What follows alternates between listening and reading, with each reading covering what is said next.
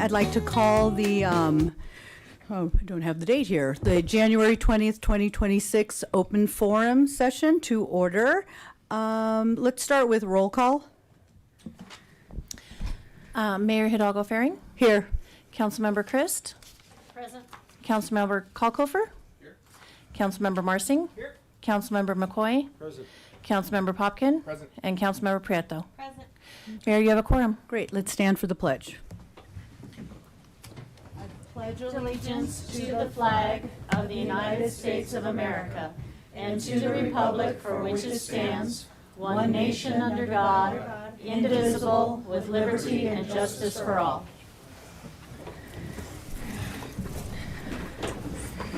Okay, so the only thing on our agenda tonight is the open forum. Tonight, each speaker will be given 5 minutes and an opportunity for 1 or 2 council people to respond if necessary. And so we're going to go ahead and I'm going to do the best I can with the names. So I don't know if you've picked up on this.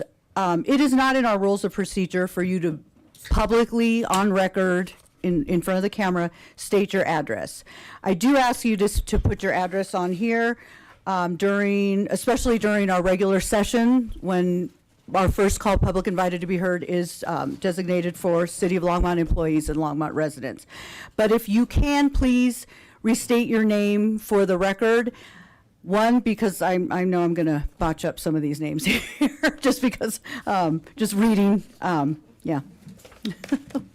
my eyesight. But anyway, so I'm going to go ahead and get started with Nick Alfonso.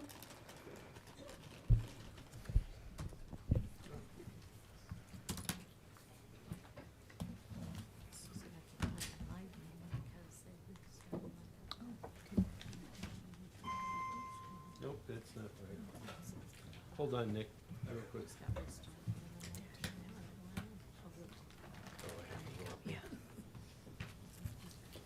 Okay. Sorry about that, Nick. There you go. Hi, I'm Nick Alfonso, resident of Longmont. Oh, can you turn on your microphone, please? There you go. Hello. Yes. Hi, I'm Nick Alfonso. I'm a resident of Longmont. I wanted to first talk about the flock cameras in Longmont. I'm extremely pleased with the community for showing out and speaking up against the flock cameras. Very happy that the contract is going to be ended soon. I am curious, though, on when the cameras will be coming down. If there's some legal gray area, I've heard also towns deploying caps to put on the cameras as well, or covers in their interim. I'd also like to talk about the elephant in the room of my daily thoughts, and I hope everyone else's, which is the violent goons that the current administration has been unleashing to terrorize cities across America. We need to have resolutions and laws to combat ICE terror here within Longmont. That means banning them from covering their faces, making violations actionable, punishable by arrest. That means banning law enforcement from cooperating with ICE. That means filing restraining orders against ICE in city-owned buildings, schools, or on public land. Every tool in your toolkit needs to be used against these thugs. If you think escalation isn't coming here or to a city nearby, you're wrong. If you think they're not going to knock on your door and harass you eventually, you're wrong. I would like to also urge my community members who showed out to speak against the flock camera surveillance system to recognize that they should also be outraged by the escalation of ICE violence and the threat that it poses to you and your neighbors. Recognize that the surveillance tech that you see around you is the same technology that powers ICE's terrorism and is the same technology that surveils and leads to the dispossession and endless murder of our world neighbors in Palestine. Abolish ICE and free Palestine. Thank you. Great, thank you. Okay, and then I'm actually going to call the next 5 people, and if you could just come have a seat up front, we have mints for you all. So the next name on the list is Hep Ingham, and then following that, if Kat Bradley Bennett can come forward, Matt Bible, Emmy Friedman, Steve Brinham, Yeah, I don't know. Uh, Brinkman? Maybe Brinkman? So. Okay. okay, just hang on there. Yep, and just hang on there. And 1, 2. So we have Kat, Matt, Emmy, and Steve. Is that correct? If you all can come sit up front. Emmy? Friedman? Oh, there you are. Okay. So go ahead. You may begin. Yeah. And restate your name, please. Yeah, Heppingham. I live in Boulder County, a little bit east of Boulder.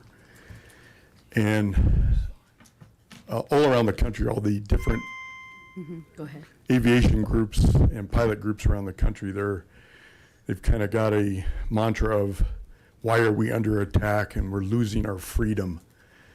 And they never think to ask why that's happening. And all around the country has been this massive increase in flights, extension of operating times for the airports, and then the airplanes flying off course.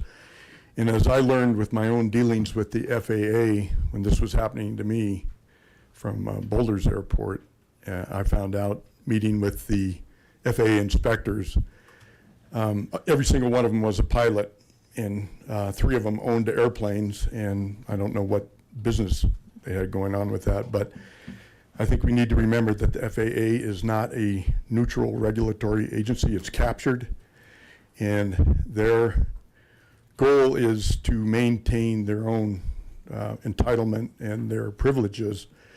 And this is how it is across the country with all the different citizens groups that are rising up. It's not because they just woke up one day and wanted to get rid of the airports. It's been an ongoing problem. And as I found out a couple years getting into it, is the lead and the noise is very harmful. We had an expert, Bruce Lanphier, came to Boulder a couple months ago, and he gave a talk, and just the lead around Boulder Airport is probably causing a 1 to 5 point drop in IQ for the children living in San Lazaro and Monte Vista trailer parks. And so, you know, we've got involved, and we've been trying to organize to fight back against this. And one thing everybody learns is that going through the FAA is a dead end. And the higher you go up in government, the more restrictive it is. And really the only thing that works, there's really 2 things that work, is one, for the proprietors of the airport to use their sovereignty to fight back and just enforce the existing rules, because that's what's being broken. The FAA will not enforce any of its own guidelines, and you, as the proprietor of this airport here at Vance Brand, you have a lot of power and a lot of leeway in what you can do to help make it better for your citizens. And you know, it's just the whole idea of continuing to burn leaded fuel, thinking that HB 1235 is going to make a difference. They're going to offer unleaded fuel. These old planes, they're not going to pay the difference. I mean, I remember John Kinney, the manager at Boulder, you know, he said, yeah, these guys are not, they don't even want to pay the $15 a month to rent their coffin spaces for their gliders. So they're not going to pay the extra money. And the last 6 times that there's been a chance to change to unleaded fuel has been blown through. So check out the article by Ariel Wittenberg in ProPublica. That's from 2 years ago. But really, getting back to what can be done, there's 2 things. One is the proprietors can actually use their sovereignty and help protect the people on the ground. And then the other thing is for everybody that's here, is for the community to sign up with Resilient Communities or from any local active group, and then start looking into filing lawsuits against the different flight companies and the individual pilots, because, you know, as you know, the city is immune and for the lawsuits for any activity that's done at the airport, but you know, the aviation groups are not. And so that's really the only 2 ways, is for you guys to come together and use your power to inflict a little bit of justice, and just get the aviation groups to follow the rules, abide by the noise limitations, and the operating times, and that's really the best way to go. And then the second best way to go is for the community behind me is to join up and then start filing lawsuits. And unfortunately, that's the way it is when you've got a captured agency like the FAA that's totally staffed by pilots, and they have a severe conflict of interest, but they don't seem to recognize that. So it's really up to you. Great, thank you.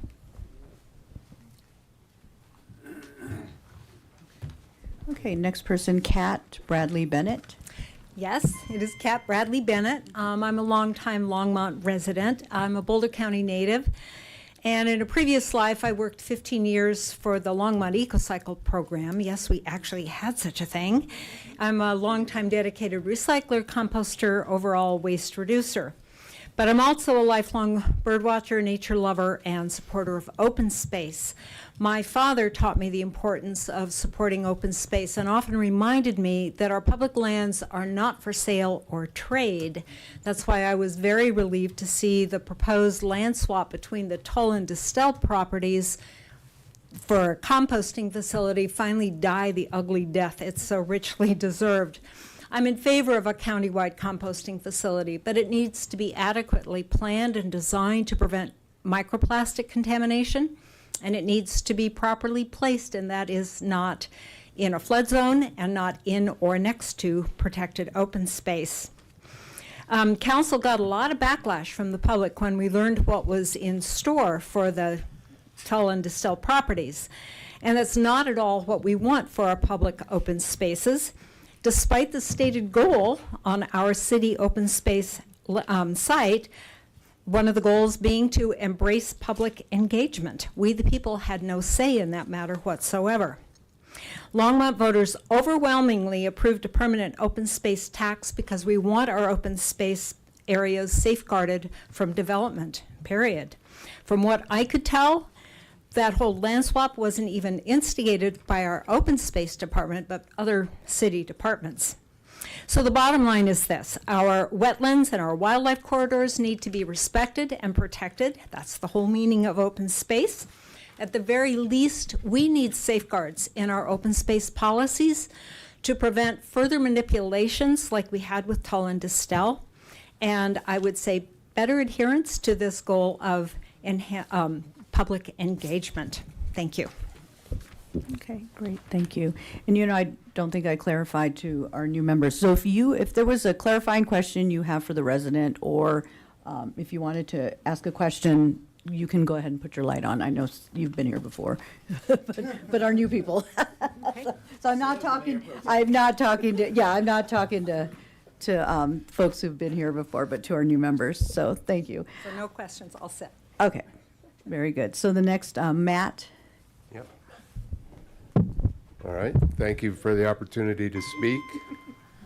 Are we ready? Yes. And can you please state your name? Yes, Matt Bible. Okay. Thank you again for the opportunity. Just going to reiterate a few things from the previous speaker about the airport.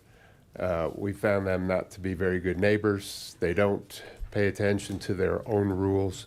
They don't fly in the designated airspaces. They don't fly at the designated height. And they're just, make a lot of noise, drop a lot of lead. And it's mostly the gliders and schools. And they're just doing touch and goes on and on.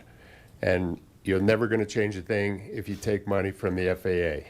The only way to do this is the people of Longmont should have control of that airport and decide what they want to do with it and how they want it to operate. And every time you take money from the FAA, you lose that ability to do it. They will not listen to any reasoning of how the pilot should behave or how the operations on the airport should go. So good luck, and I hope you take heed and don't take their money. Great, thank you. Okay, Emmy Friedman. And then if Steve Brinkman, if you're here, oh yeah, okay, you're nearby. Michael Habinsky, Gwen Steele, and Andrew Barton, if you all can make your way to the front. Okay, and then just turn on your mic. I think it's on your right side. It's red. Is it on? Is it Red. red? Oh, I Red. can't even see it Oh, from my I probably had to angle. look. Okay, no, you're good. The world was not made for short people. Oh, I hear you. My name is Amy Friedman. I live in Longmont.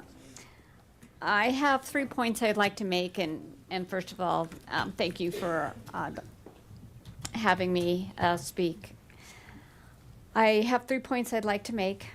If you were listening to the pilots at the AAB and CC meetings and reading your mail in your inboxes over the past few months, let me provide a little bit broader context to some of the myths that the pilots speak about. Myth number 1, we are way off our master plan. That's not the immediate issue. The master plan process costs approximately $1 to $1.5 million and takes 1 to 3 years to undergo. The city of Longmont would have responsibility for a share of that.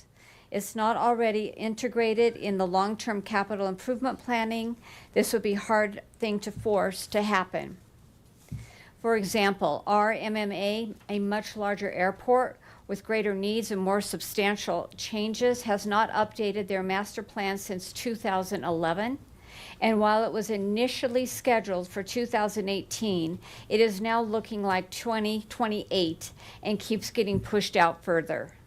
This is unlikely to happen in the near future, and the funding for this happens at the expense of other FAA-funded projects. This only proves the need for landing fees, as they would move our airport closer to being able to execute on its master plan. Our airport doesn't even have enough funds for needed capital reserves, which should be covered before any master plan projects. A proper financial foundation is needed before a master plan can be implemented. The airport only has, my next point is hangars. The airport only has ground leases at the moment. Would further hangar development consist of ground leases as well? The potential economic upside of this is limited, which can be easily measured by evaluating the revenue generated by existing ground leases. To realize the revenue potential from building additional hangars, the city of Longmont would have to develop the hangars to profit off of them. Where would that capital come from? Who would guide the development or administer the leases? For example, Erie had this discussion October 16th, seeking information on what it would look like. It is not the economic boon that it is made out to be. What it does represent is a large additional cost to the airport in terms of capital improvements like taxiway access, additional administrative costs, and potential added liability, while adding very little revenue via ground leases and nothing more. While the hangars can be a revenue source, there needs to be funds to build the hangars, which we simply do not have. On the other hand, landing fees can be implemented without major capital expenditures that could eventually lead to the ability to build hangars. Hangars alone, even if they were funded, will not be enough to address the airport's financial needs. Myth number 3, we need a special events fee because Sundance is coming. If there is an uptick in traffic for Sundance, they will likely use the nearby RMMA, which has much longer and a stronger runway, as well as services designed for private jet and charter traffic. Boulder has also its own municipal airport for smaller private planes. There are many airports within a 20-mile radius of Boulder that serve many functions. Longmont is not essential to serving this function for 2 weeks out of the year. Those who have the means to travel privately to Boulder for this event will also have the means to pay for the landing fees for this privilege, as if evidenced by the special events fees at other airports. For example, the current airport for Sundance in Utah, Heber Valley, it does charge landing fees. I think the landing fees are going to help us answer a lot of a discrepancy with our budget. Thank you for your time. Great, thank you. Okay, Steve Brinkman.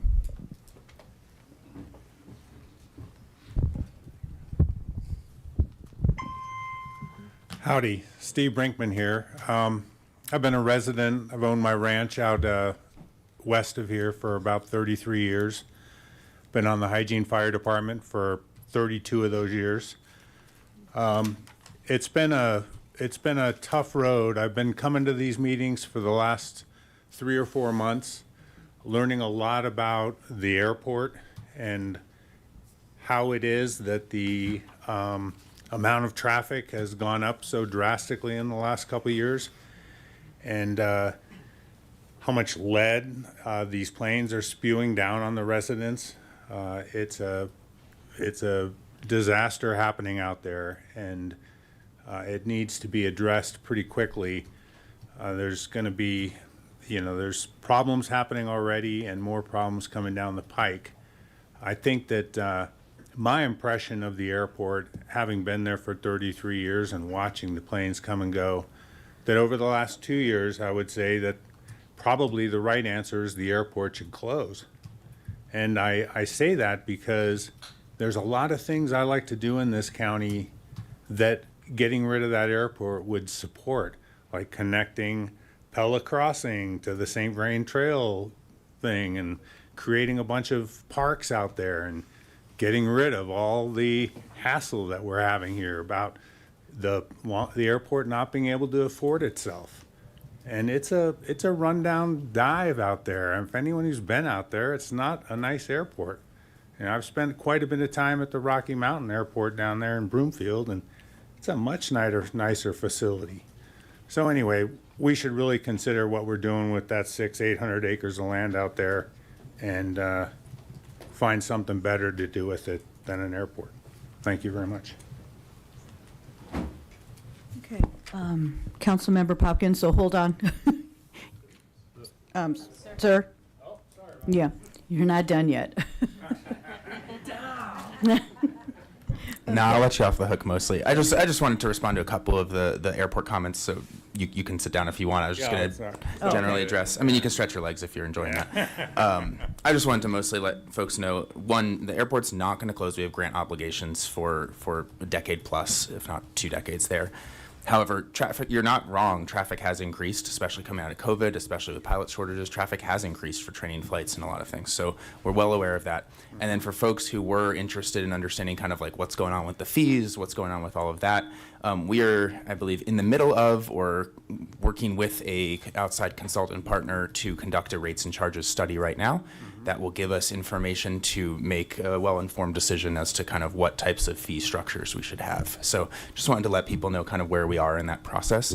It's not going over our heads, unlike some of the planes, and we're keeping that in mind. And so the 20-year commitment we have with the FAA, the right decision isn't always the easy decision. So, 20 years, it goes by like that, believe me. I've been here 33 years. So if you don't start the right decision now, 20 years down the line, you're going to be out here messing with the same stuff, fighting to fund the airport. And it's not worth it. Fight to get rid of the FAA. There's something I can get behind. Okay. Appreciate your Thank you. comments, sir. Thank you, Steve. Okay, Michael Habinski. You nailed it. Oh, good.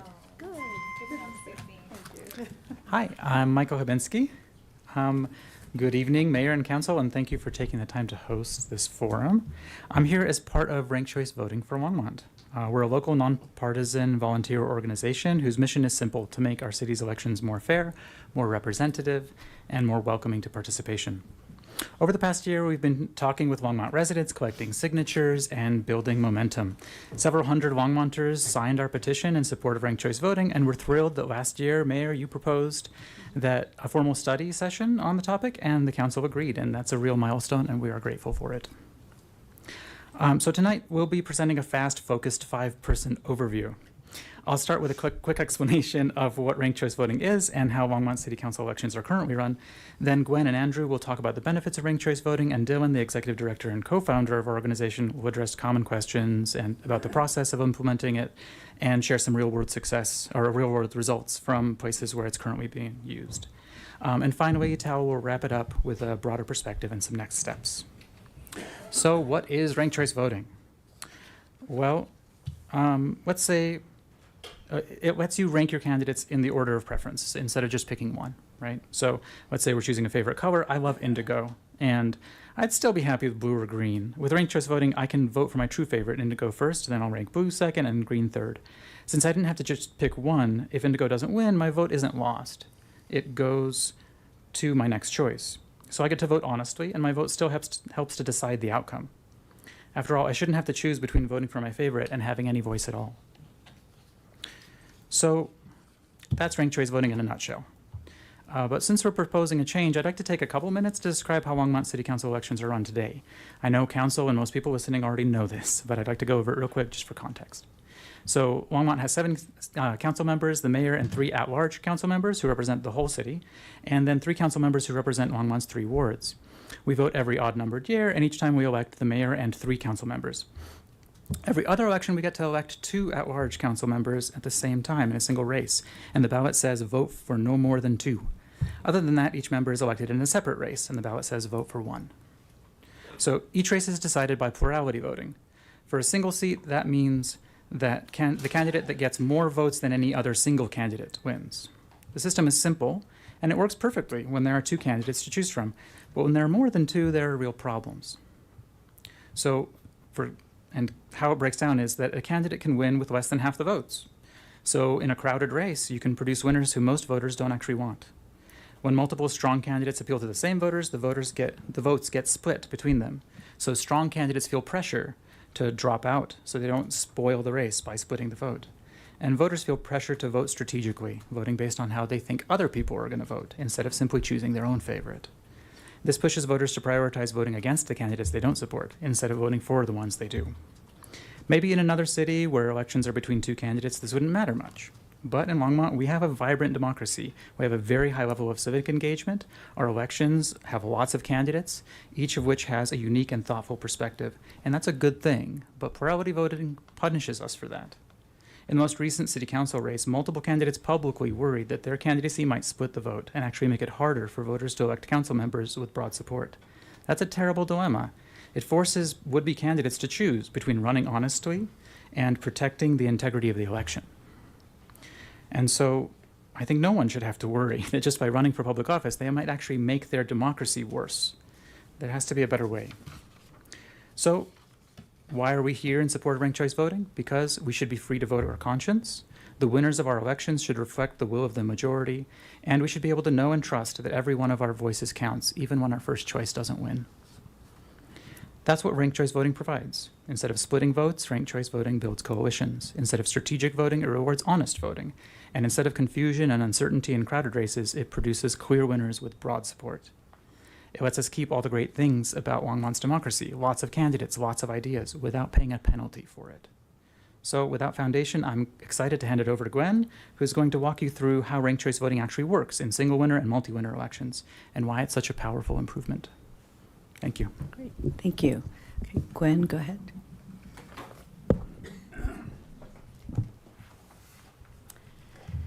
Thank you, Mayor and members of City Council. I'm Gwen Steele. Like Michael, who spoke before me, I am also here with Ranked Choice Voting for Longmont.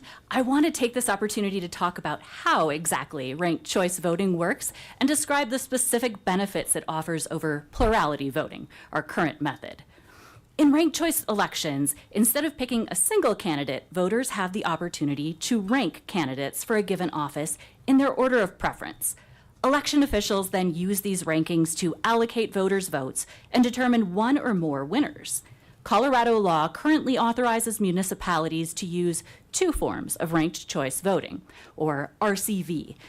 That includes single winner RCV and multi-winner RCV.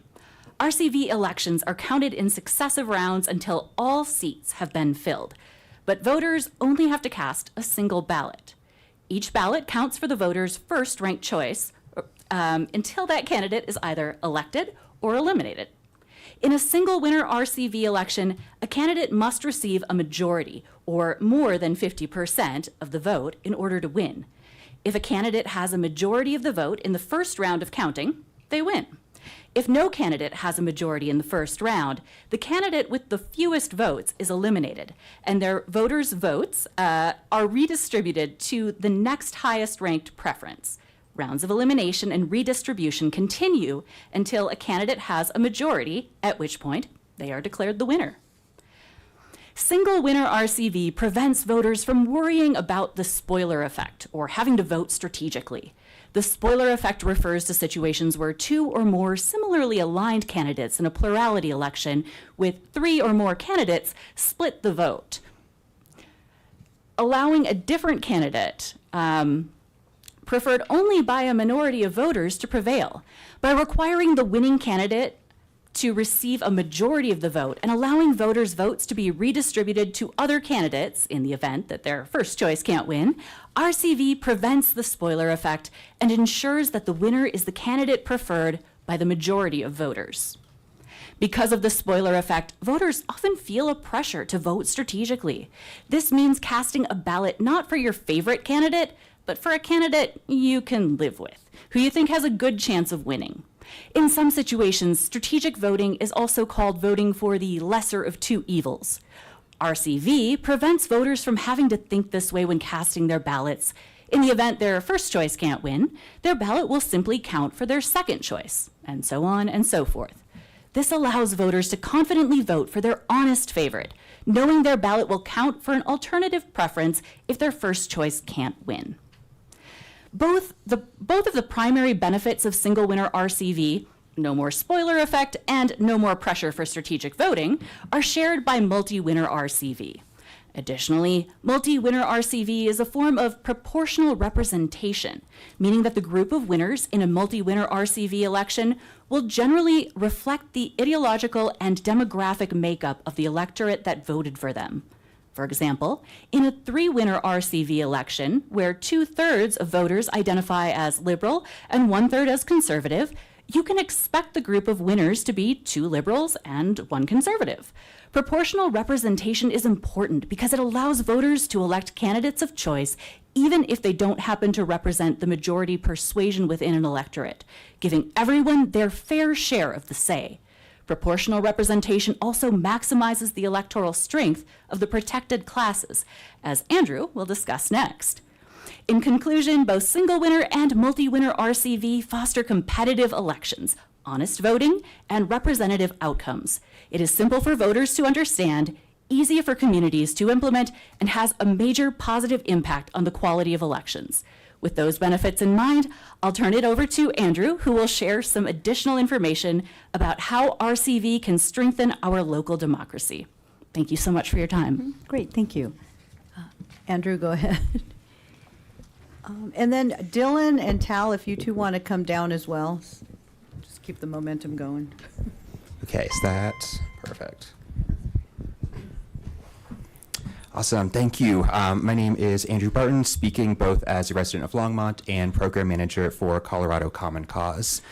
We are a nonpartisan nonprofit dedicated to fighting for a more equitable, representative, and accessible democracy and government.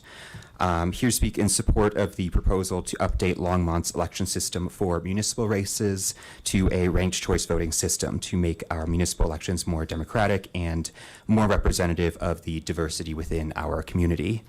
Longmont today is about 25% or so Hispanic Latino and about 35% non-white generally. And while Ward 3 does contain a significant portion of our Latino population, voters of color across the city are largely dispersed, at least across ward boundaries. And so this means that many residents of color don't consistently have the electoral power to within our winner-take-all system to reliably elect candidates of their choice.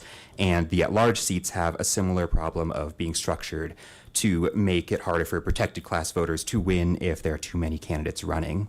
We're very fortunate to have a council that is very reflective of our community at large, but it's also important to recognize that representation is not a given. Last year, Colorado passed the Colorado Voting Rights Act, a landmark piece of legislation designed to strengthen the protection specifically against voter dilution and voter suppression, especially at the local level. And one of the main things that the State Voting Rights Act does is give both voters and community members and community organizations stronger legal tools to address election practices that dilute the voting power of protected classes, those being minority voters of race, ethnicity, and language minority group.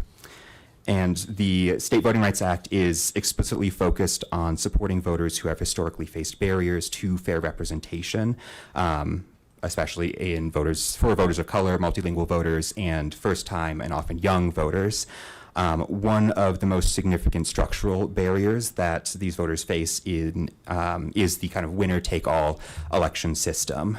In the system, candidates can and often do win with less than a majority of the vote, while communities with shared interests and shared identity see their collective voice weakened just because there are multiple candidates within a race. I kind of go into this because it's important to look at, not just look at a single election that produced a fairly representative council and determine that reform is unnecessary from that. Our current system doesn't and did not and does not guarantee that result. Winner-take-all elections often force voters to choose between the lesser of two evils. It discourages candidates from running to avoid splitting the vote and harms all minority communities when their support is split across multiple districts or multiple candidates within one district.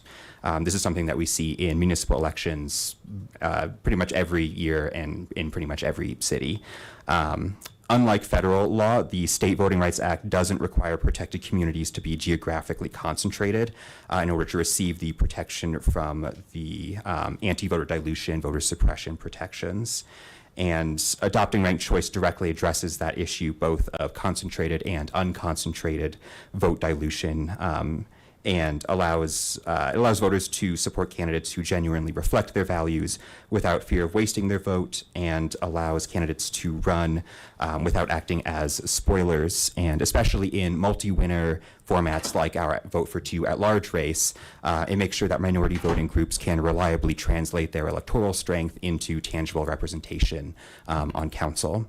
And beginning in 2027, many Colorado municipalities will be required to modernize their election practices, including expanding multilingual ballot access, improving voter education, as well as looking at things like election timing and election method. And so Longmont really has the opportunity to be a leader here and proactively adopt a modern, community-oriented election system. So by transitioning to ranked choice voting here in Longmont, we'll be able to protect the voice of all residents within our democracy, meet and exceed those anti-voter dilution standards within the State Voting Rights Act, and ensure that our elections and government accurately and authentically reflect the community that we are. Thank you. Thank you. Dylan Rankin? Awesome. Thank you, Mayor Hidalgo Faring and members of City Council. My name is Dylan Rankin. I'm the Executive Director for Ranked Choice Voting for Longmont, and kind of building on what the last three speakers have shared with you, I am here tonight, surprise, surprise, to support the use of ranked choice voting in Longmont municipal elections. And I want to use my time to kind of talk about two really common misconceptions about ranked choice voting. The first misconception I want to touch on is this idea that in spite of all the benefits that Gwen and Andrew just shared with you, ranked choice is somehow like challenging for voters to understand, or that it makes it harder for them to cast their ballots. The simple fact is this isn't true, and ranked choice voting has been implemented in enough communities across the country by now that we have the data to prove it. For example, an Edison research poll conducted after New York City's 2021 ranked choice voting election, which was its first to occur under ranked choice voting, concluded that 95% of voters found ranked choice ballots easy to complete. According to the same poll, 83% chose to rank more than one candidate, and 77% said they'd like to continue using ranked choice voting in future municipal elections. These figures highlight the degree to which voters not only understand but embrace alternative voting methods when they are implemented, and New Yorkers are not alone in these positions. A 2022 poll found that 85% of Alaskans thought a recently conducted ranked choice voting municipal election was easy to vote in. And according to Utah Valley University, 89% of Utah voters surveyed in 2021 were satisfied with their RCV voting experience. Additionally, numerous studies from the University of Missouri at St. Louis and the University of Louisiana conclude that ranked choice voting does not increase the share of rejected ballots that do not count for any candidate. I want to emphasize that these findings are the norm, not the exception. And they're the result of both the intuitive nature of ranked choice voting and voter education efforts conducted by jurisdictions and their election administrators to ensure voters are familiar with how to fill out their new ballots.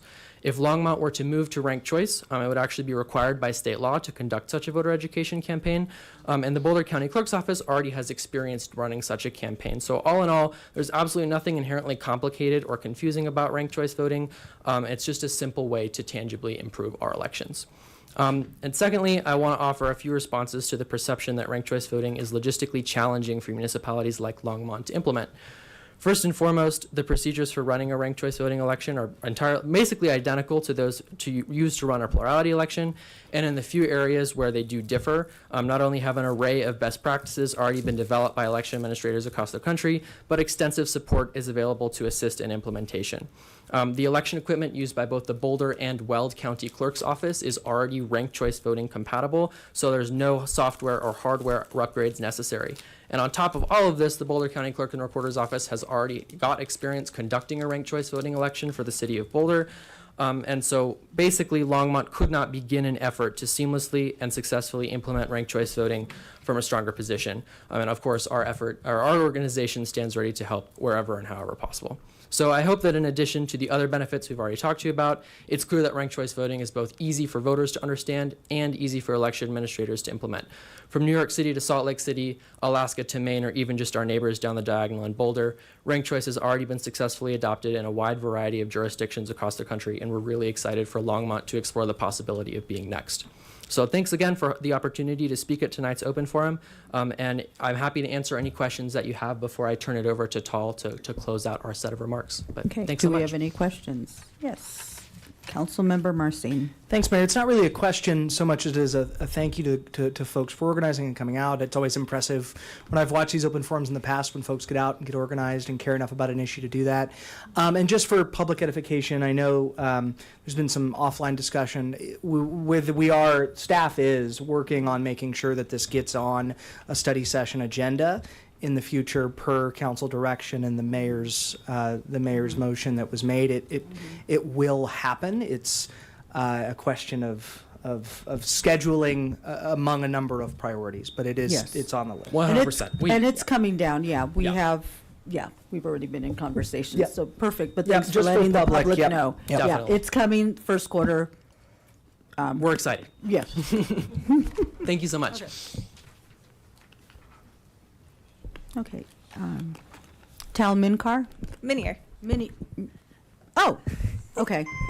I apologize. Thank you for It's all repeating your right. name. Good evening, Mayor and members of City Council. My name is Tal Minier, and I am the last of speakers affiliated with ranked choice voting for Longmont. By now, you've heard how the two forms of ranked choice voting authorized in Colorado law work, and the number of different ways they could improve our municipal elections. Ranked choice ensures that voters aren't punished for expressing their honest choices, that candidates can run without fear of acting as a spoiler, and that results reflect the will of the electorate. When used to elect two or more winners at once, it makes sure groups within the electorate are proportionally represented on elected bodies, and that protected class voters have an equal opportunity to elect representatives of choice. Furthermore, ranked choice voting is easy for voters to understand and engage with, and easy for Colorado municipalities to implement. Generally speaking, it is a no-brainer to help protect and strengthen our vibrant local democracy, while setting an example for other communities across the state to follow. We're really excited that City Council agrees that ranked choice voting is a topic that deserves to be studied in depth, and we want to especially extend our thanks to you, Mayor Hidalgo-Farring, for your leadership on this issue. Our big ask, as you probably can guess, is whenever you're able, we'd love to have a definitive date for when the ranked choice study session will be held, so that we can continue to spread the word, engage folks out in the community, and get more interested people involved. Thank you. Great, thank you.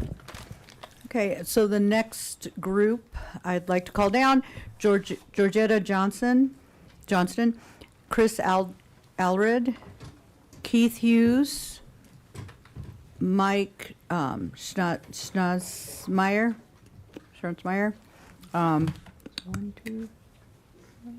okay, and Paul Beard. And before you get started, Georgetta, Councilmember Popkin.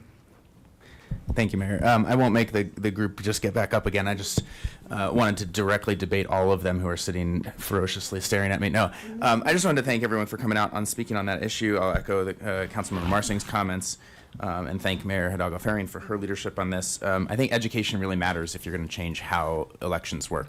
And so I appreciate people taking the time to try to educate members of your community in multiple different settings. And just a quick show of hands for everyone in the room. How many of you felt like you've had to vote for the lesser of two evils at some point in an election? We don't have to talk about municipal elections, but... Anything, yeah. Yeah, Cool. let's not. Oh, we're not going to... Thank you very much. Who's the fourth one? Okay, great. Yeah, I have Georgetta, Chris, Keith, Mike, and Paul. So I think they're either in the front row or working their way down. Okay, Georgetta, you may begin. Good evening, Mayor and Councilman. Thank you for letting us talk tonight. And some of you don't know me, but some of you do. I've been here 81 years, so I've lived here. And I want a good city, and I've come and said about a few things that we need, and it hasn't came up yet, but hopefully it will. A good city. We need an indoor, outdoor, ice skate, hockey, roller skate for the young people instead of breweries and marijuana so much. I don't know what the situation is, but every place else, other towns are building and are getting them. And that's good for the family besides all ages. And the arts and entertainment, that's another thing that we have to go elsewhere for all that stuff. And I don't know why we're not looking into that kind of stuff.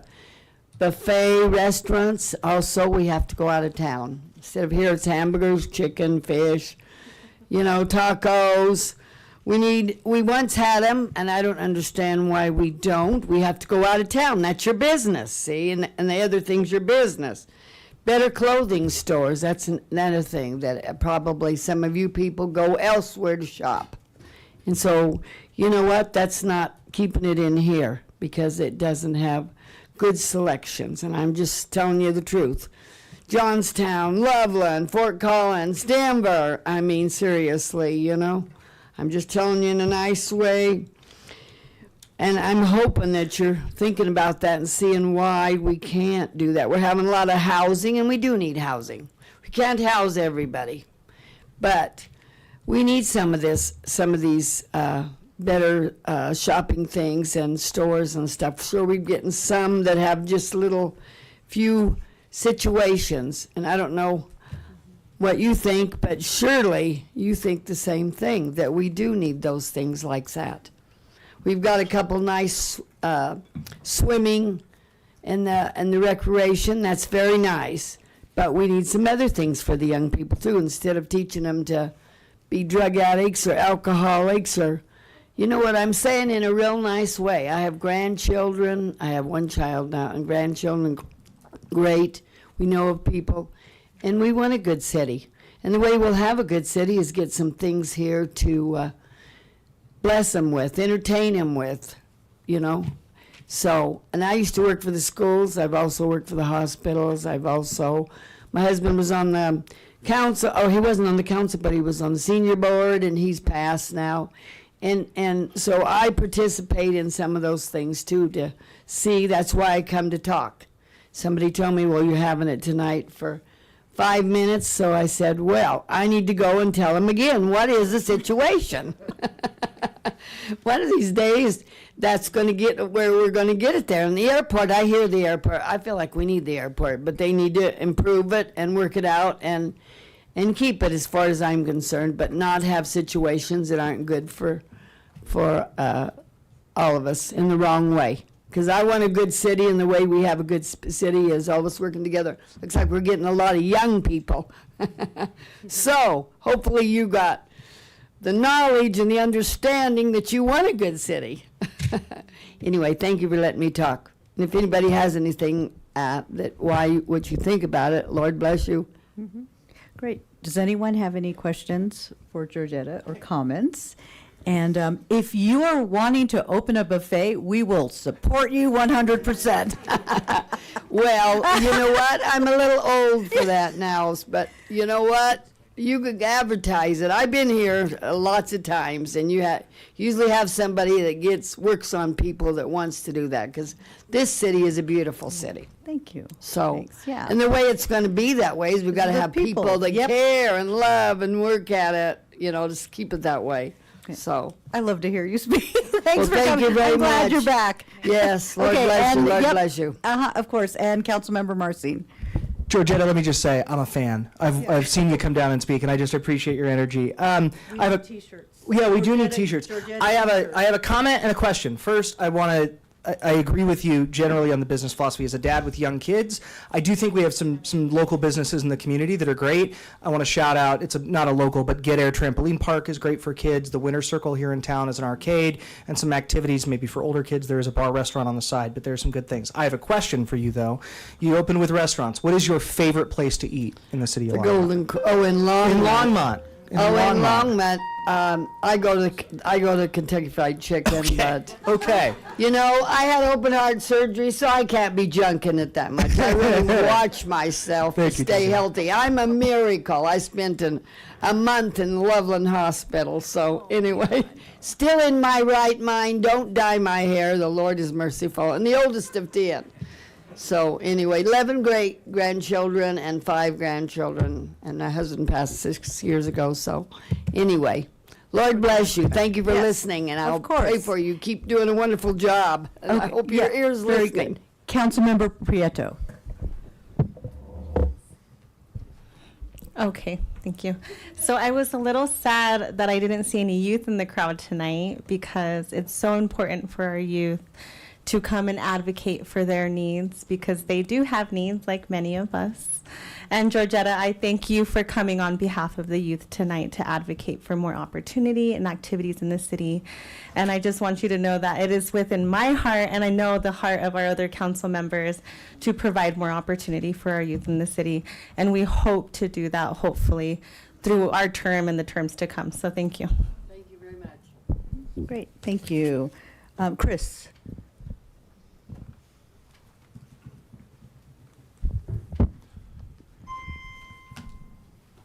Good evening, Mayor and Council. Hi, my name is Chris Allred, and thank you for the opportunity to speak tonight. I've been a resident in Longmont for 10 years now, and I would like to echo the last speaker and compliment the city for all of your work to create opportunities for community building. I think that the ice rink at Roosevelt Park is one example of a great opportunity for people to get together and experience community and have a winter sport activity. And it's also a gathering place with all of the different holiday events and the cultural events and the parades and the art festival downtown. I think I just would like to commend the council for any role you've had in supporting these events, and please keep this going, because it is weaving together more community and culture in town. And I'd like to also highlight one institution in particular, Longmont Public Media, which has been a gathering place for artists and community members and cultural and education events. And it's right downtown. It's near the library. It's in the middle of many of these different festivals that occur. And I myself, as an artist, have participated there and in filmmaking, and I found it's really a gem. I don't think many other communities have such a valuable resource. It's a maker space where people can go and rent equipment and use computers and use studios, and it's so cool that the city has helped that organization to have this building that's so centrally located, and it has so many tools and resources. And so I just wanted to really speak as a voice in support tonight of Longmont Public Media, and to please do everything in your power to help preserve this organization and keep it as a place for cultural connections to be made and for artists to meet each other. I met an audio director there who's now working in LA. And I mean, it's just, the people you meet there are really talented, friendly artists, and the staff, everyone there has such a good heart. They're there to help people. They're there to make opportunities for the arts and teach about culture. And yeah, so want to really put in a good word for Longmont Public Media. And then with the remaining time, too, I just want to also stand in solidarity with some of the other speakers, especially around the flock cameras. I was here the night that was a big issue. That's one of the biggest attendance of public comments I've seen here personally, in person. And thank you to the council for voting to cancel that contract. I think that was really good to see the council hearing the community when everyone showed up that night. So just another vote of confidence. Thank you for listening, and please keep moving forward on the path to prevent surveillance infrastructure, to prevent AI infrastructure. I think these are very problematic and detrimental things for our society, and they are taking us down the wrong path. So let's set the right precedent in this town and help empower other communities to do the right thing too, and not be overwhelmed by this wave of influence and propaganda that's just spreading throughout the country with big data centers and surveillance. And so also with regard to ICE too, I think that's another really important topic that the first speaker mentioned a number of ideas for recourse or preventative measures that the city can take to make sure that ICE doesn't have a presence here and place vulnerable people at risk. So I really encourage the council to take measures in advance to prevent ICE from having an influence in this town. And thank you for your time. And if there are any questions or comments. Great. Yes, Councilmember Marcy. Thank you, Mayor. Just very quickly, because a couple of speakers have mentioned it, I just want to make sure, for the public's clarity, the conversation around flock, as the council member who made the motion that started that conversation, the ultimate action that council took was not to cancel the contract. That was not the action that was taken. We still have a contract with flock. The action that was taken that staff has been working on was to pause expansion of any additional services, to stop external data sharing with other municipalities, and to come back to us with alternative options in March. That is the action that our public safety team and staff have been working on. So I just want to make sure that everybody's on the same page and clear about that. And I know Mayor can speak to this as other members can too, just regarding our policies about ICE, not just locally, but also in state law, that local municipalities and jurisdictions do not, frankly, cooperate with that federal agency. But yeah. We follow the state law in regard to that, and we also have a section on our website that talks about our procedure, and it goes into more detail, but it's very definitive as far as preserving and protecting people's civil rights. Okay. Hopkins, did you want? Okay, so Mayor Pro Tem McCoy. Chris, I want to thank you for coming down here and talking about Longmont Public Media. It is a real gem, and people just do not understand the vast amount of equipment that they can rent. And I think one of the things that is really going to help keep it going is people becoming members and being active members and paying for that yearly membership or that monthly membership, and helping them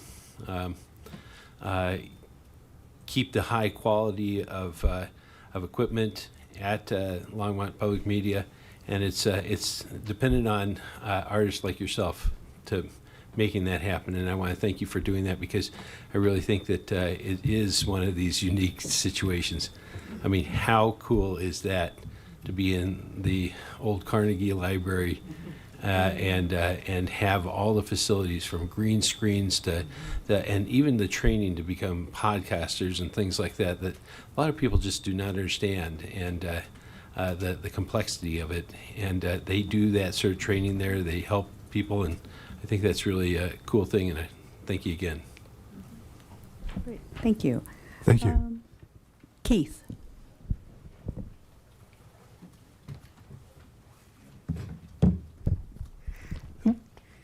Hi, name is Keith Hughes. Thank you for the opportunity to speak with you all tonight. I have a comment and a question about unleaded fuel at the Vance Brand Airport. The city has decided, because they offer MoGas, that they don't need to take advantage of the basically free money offered by the state of Colorado for unleaded fuel infrastructure and subsidizing use of unleaded gas and the cost of airplane certifications. National and state peer-reviewed publications have shown the danger of lead exposure from people living within a 2-mile radius of the airport's runways. Also, MoGas is not a great replacement for avgas, whereas the new aviation lead-free fuels are. Centennial has used the state funds and successfully made the transition to offering unleaded gas as part of their offerings. Why hasn't the city moved on this over the years that this program has been available and prioritized this transition? Thank you. Great. Did you want to answer that? You are on the, yeah. So I know in the past we have directed staff to look into, and so I think, looking at capacity level, filling out the grants, but and I will let Matthew Popkin go ahead. He is the liaison to the board, so has a little more insight as well. No, but the last time. Oh, okay, I'm sorry. When we were having these discussions. But, yeah, no, I totally agree with you, and I do want to move forward on these grants. Right. And actually, I had a chance to look at the application myself. It's not that hard to fill out, so we'll be working on that. Cool. Go ahead, appreciate- Councilmember Popkin. Mayor, it's rare you want me to talk.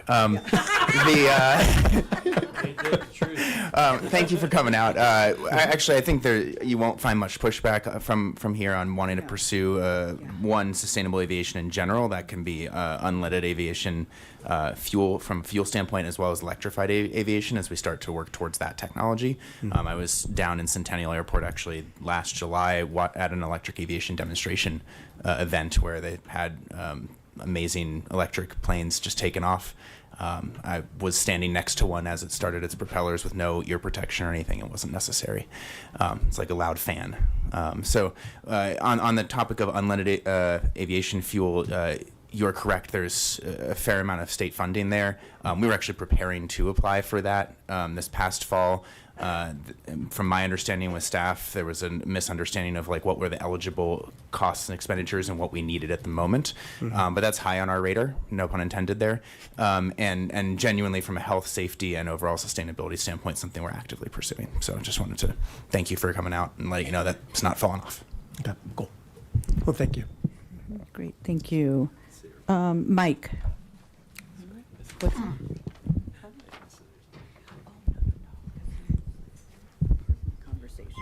That's what I meant. Mike Schnatzmeyer, Honorable Mayor and council members, thank you for this opportunity to speak.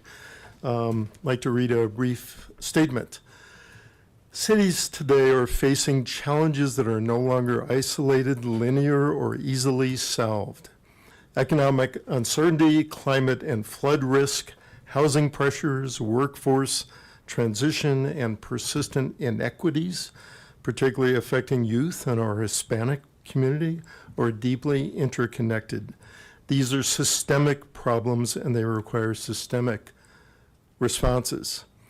Every so often, a city encounters a moment of opportunity, a moment that allows us to weave together solutions in a way that is more holistic, more hopeful, and more uplifting than addressing each issue on its own.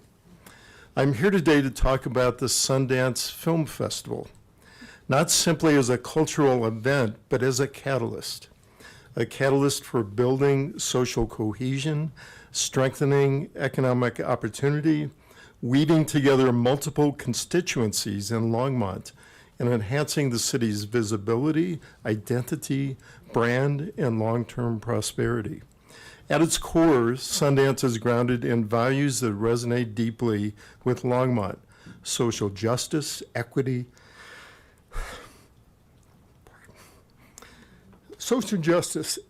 belonging, creativity, and environmental sustainability. This alignment matters to Longmont. Our thinking about Sundance should not be limited to a festival itself, but rather should focus on how the festival can help strengthen relationships between cultural organizations, youth, educators, small businesses, transit providers, nonprofits, and others. This leads to a deeper question. How can Longmont use the unique cultural moment of Sundance to strengthen our long-term brand, identity, and community coherence at little to minimal cost while achieving extraordinary local benefits?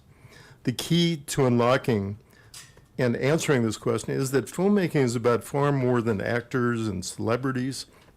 It relies on a vast ecosystem of behind-the-scenes goods and service providers, craft workers, technicians, fabricators, caterers, drivers, and small businesses. These are the people who actually make film possible and need visibility to thrive.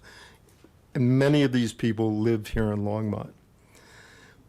That is where Longmont can differentiate itself from Boulder venues, focusing on our hardworking residents and local businesses. In this regard, Longmont has a unique opportunity that Boulder can't offer. The Boulder County Fairgrounds. That is, at the largest, most flexible and most affordable large format event space in the entire county, the Fairgrounds positions Longmont to play a meaningful role at the festival by hosting a convention and events showcasing the smaller scale back-end filmmaking businesses and service providers that simply cannot afford Boulder venues. Envisioning the Fairgrounds as a local Sundance base camp opens the door. Beyond convening and events, it can serve as a place for music, on-site screenings, and more, where logistics, mobility, services, and people come together and then disperse outward into the city. The Fairgrounds' scale, affordability, parking, and flexibility make it suited to support vendor staging activities and local and regional connections. From a Fairgrounds base camp, visitors and residents alike can connect and shuttle to brew pubs, restaurants, film showings, cultural spaces, and venues throughout Longmont. This approach does not require major new spending, yet it has the potential to catalyze our community towards tens of millions of dollars in local economic impact, hundreds of millions over the decade ahead. It does not require competing with Boulder, but instead showcasing Longmont's own distinctive strengths. Our mountain views, world-class fiber infrastructure, UN Making Cities Resilient designation, brew pub culture, agricultural roots, affordable space for new business development. Longmont already has many of these assets needed to succeed. The question before you is simple. Will Longmont choose to be reactive or proactive in creating something enduring, inclusive, and supporting of our long-term social, cultural prosperity? Okay, great. Thank All right. you. Councilmember Christ. Thank you, Mr. Schnatzmeyer, for talking on my favorite topic, which is how do we come together as a people?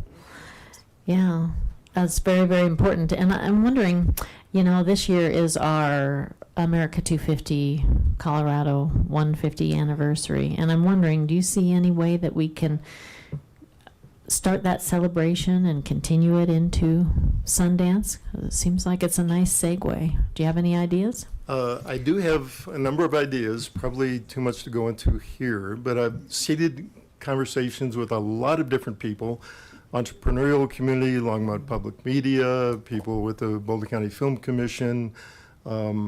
There's residents with a Tinkermill Makerspace, which is right next door. There's residents with the airport, people that do fly into Longmont, only having a mile to go to the Boulder County Fairgrounds and connect shuttles.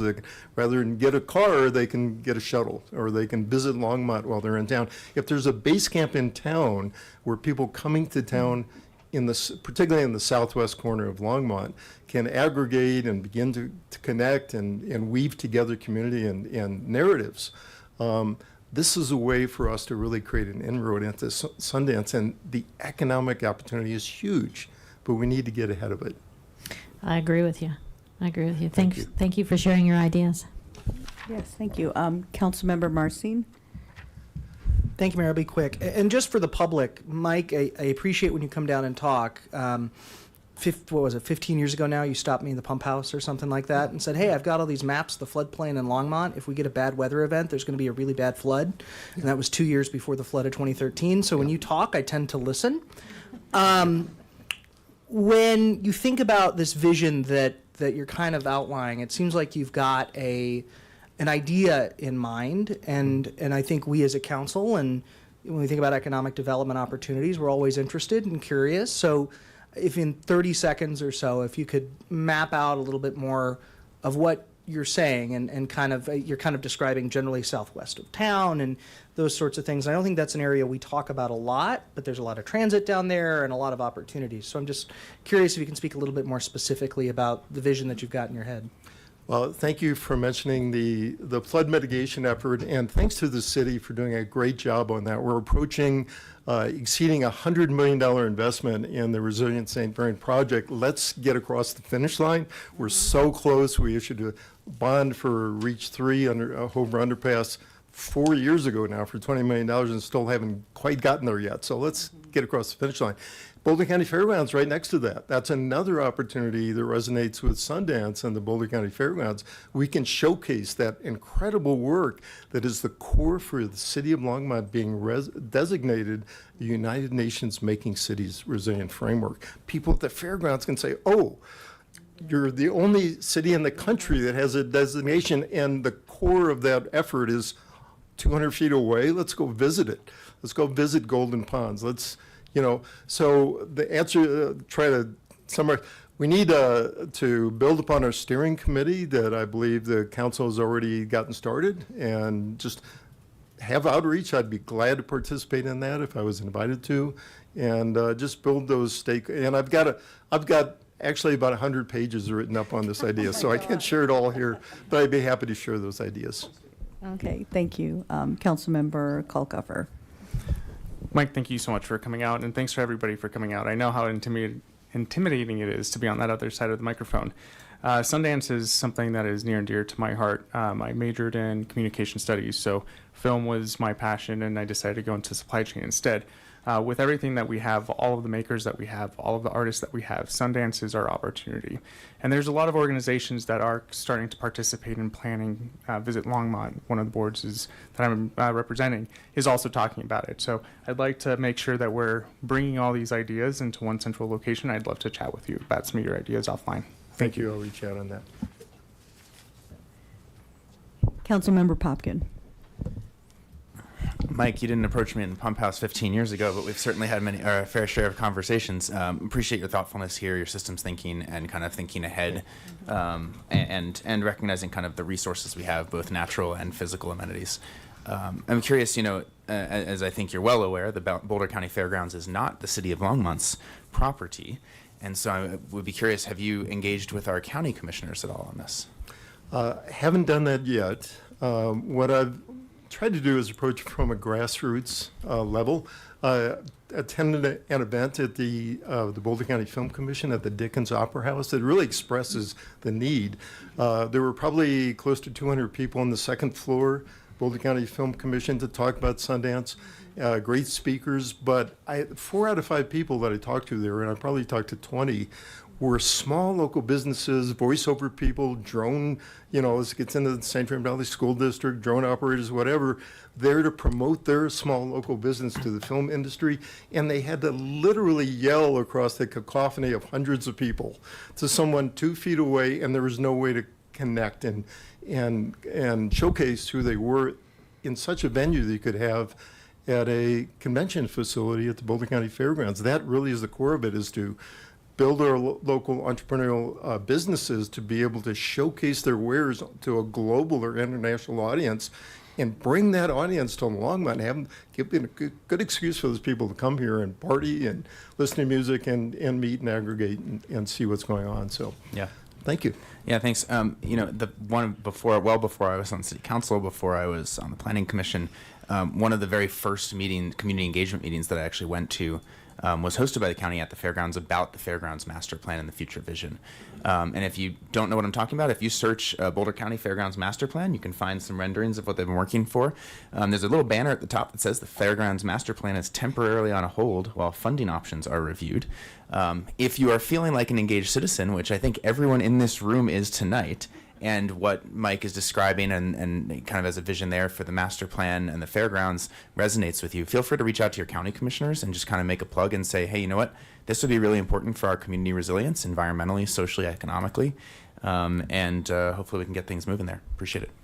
Just quickly, I'll just throw a quick plug. I'm also having conversations around an idea called the Golden Triangle. So the Golden Triangle in concept is a placemaking opportunity with the Boulder County Fairgrounds at the heart of it. So roughly our future transit station can feed the Boulder County Fairgrounds to Golden Pond, future transit station on Main and 3rd out to Golden Pond, south to Oscar Blues in that area. There's a 3 square mile area that it's the most underutilized economic opportunity in the city of Longmont. If we can activate that area, both at Boulder County Fairgrounds, Sundance Film Festival, there are hundreds of thousands of square foot of empty commercial industrial space. These people visiting Sundance can say, oh, I can set up my film-based business right here, and we can market those opportunities to people visiting town for Sundance. So I'll end it there. Thank you so much. Thank you. Paul. Paul Beard. I've lived now in Longmont for about 5 years, and people have been mentioning the wonderful quality of life resources that are here at Tinker Mill Media Center, Longmont Museum, Next Light, wonderful things. But I think there's one gaping hole in resources here, and that is there's no direct public transportation to the airport, to DIA.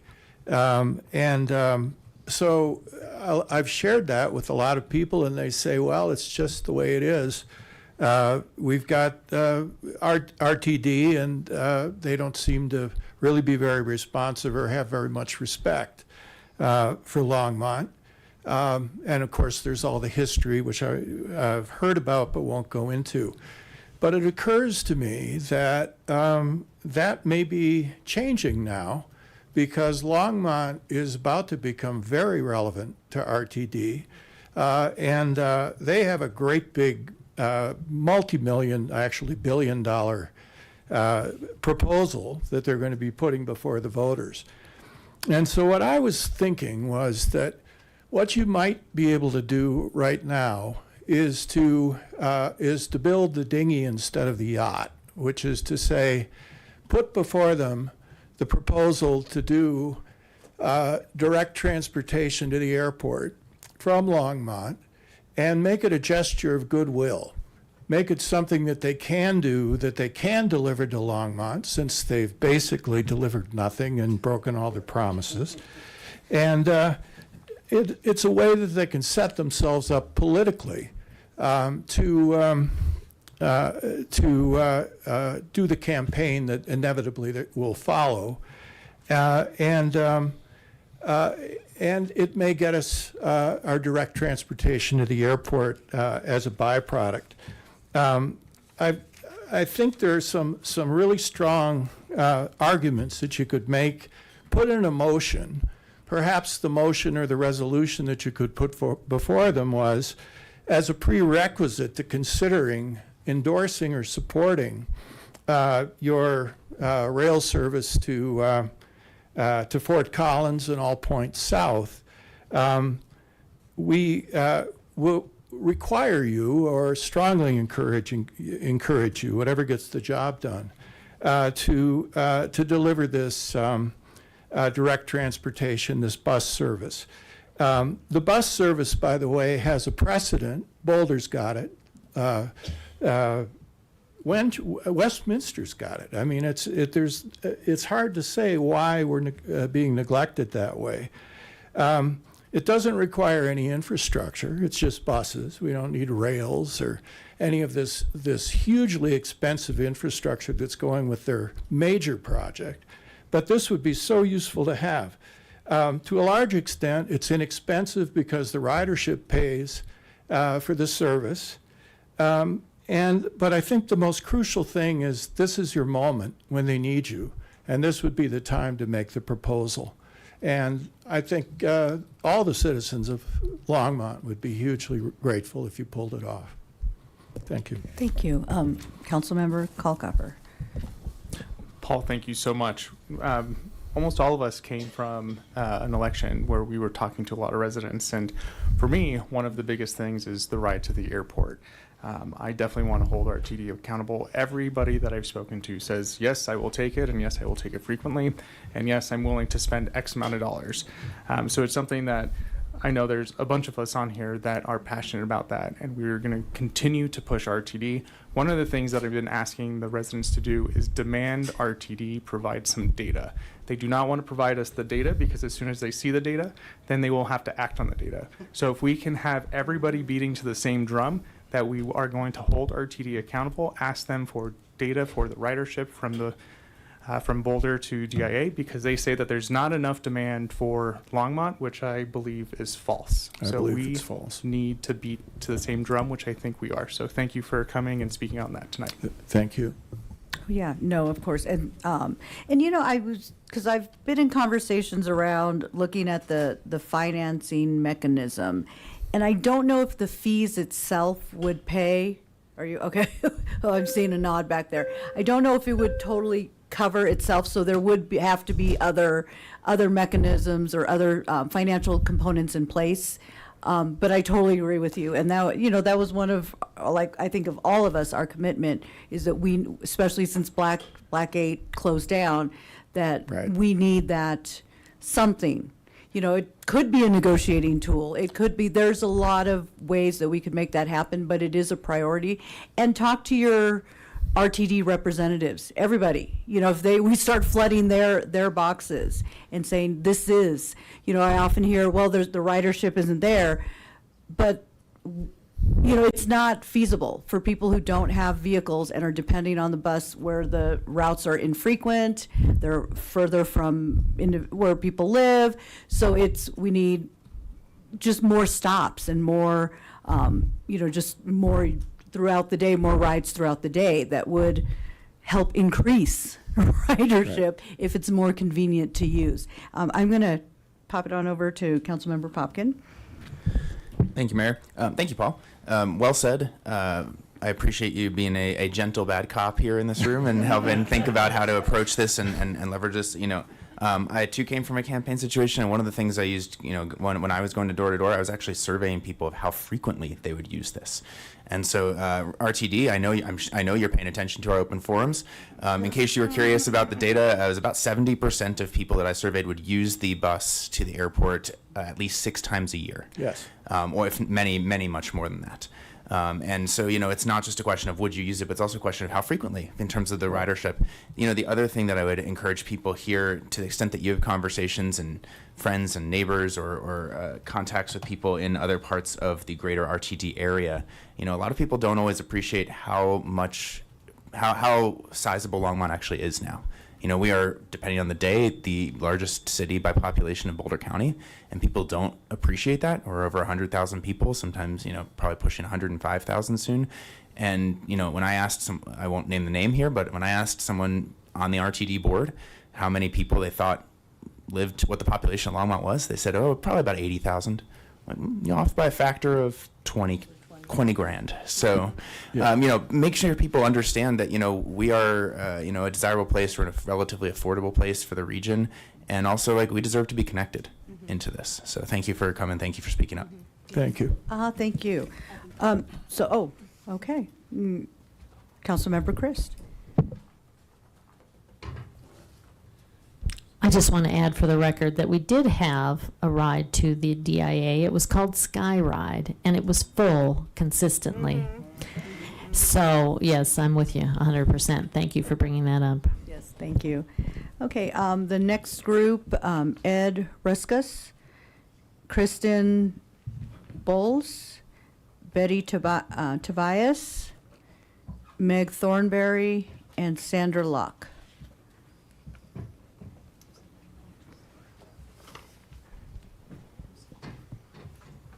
I was falling asleep. I'm Oh, sorry. yeah, wake up. I was. You caught me off guard. I was Oh. keeping track, and I was off by 10. Oh, Um, okay. So, Thanks for letting me talk tonight, Mayor, and all you guys. I appreciate you running and filling the chairs instead of being home drinking beer, playing with your dogs. I appreciate it. So this comes from love, but it's just my history of this space. So, are you all? It's about the airport, of course.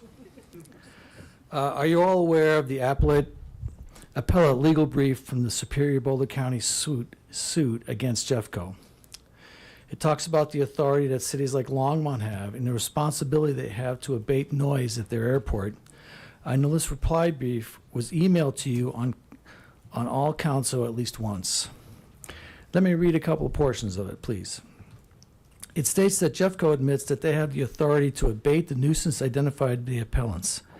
Indeed, in light of myriad federal statutes, U.S. Supreme Court cases, and Federal Aviation Administration's guidance, making clear that the airport proprietors, like Jeffco, have the power to deny the use of their airports to aircraft on the basis of noise considerations, so long as such exclusions is non-discriminatory.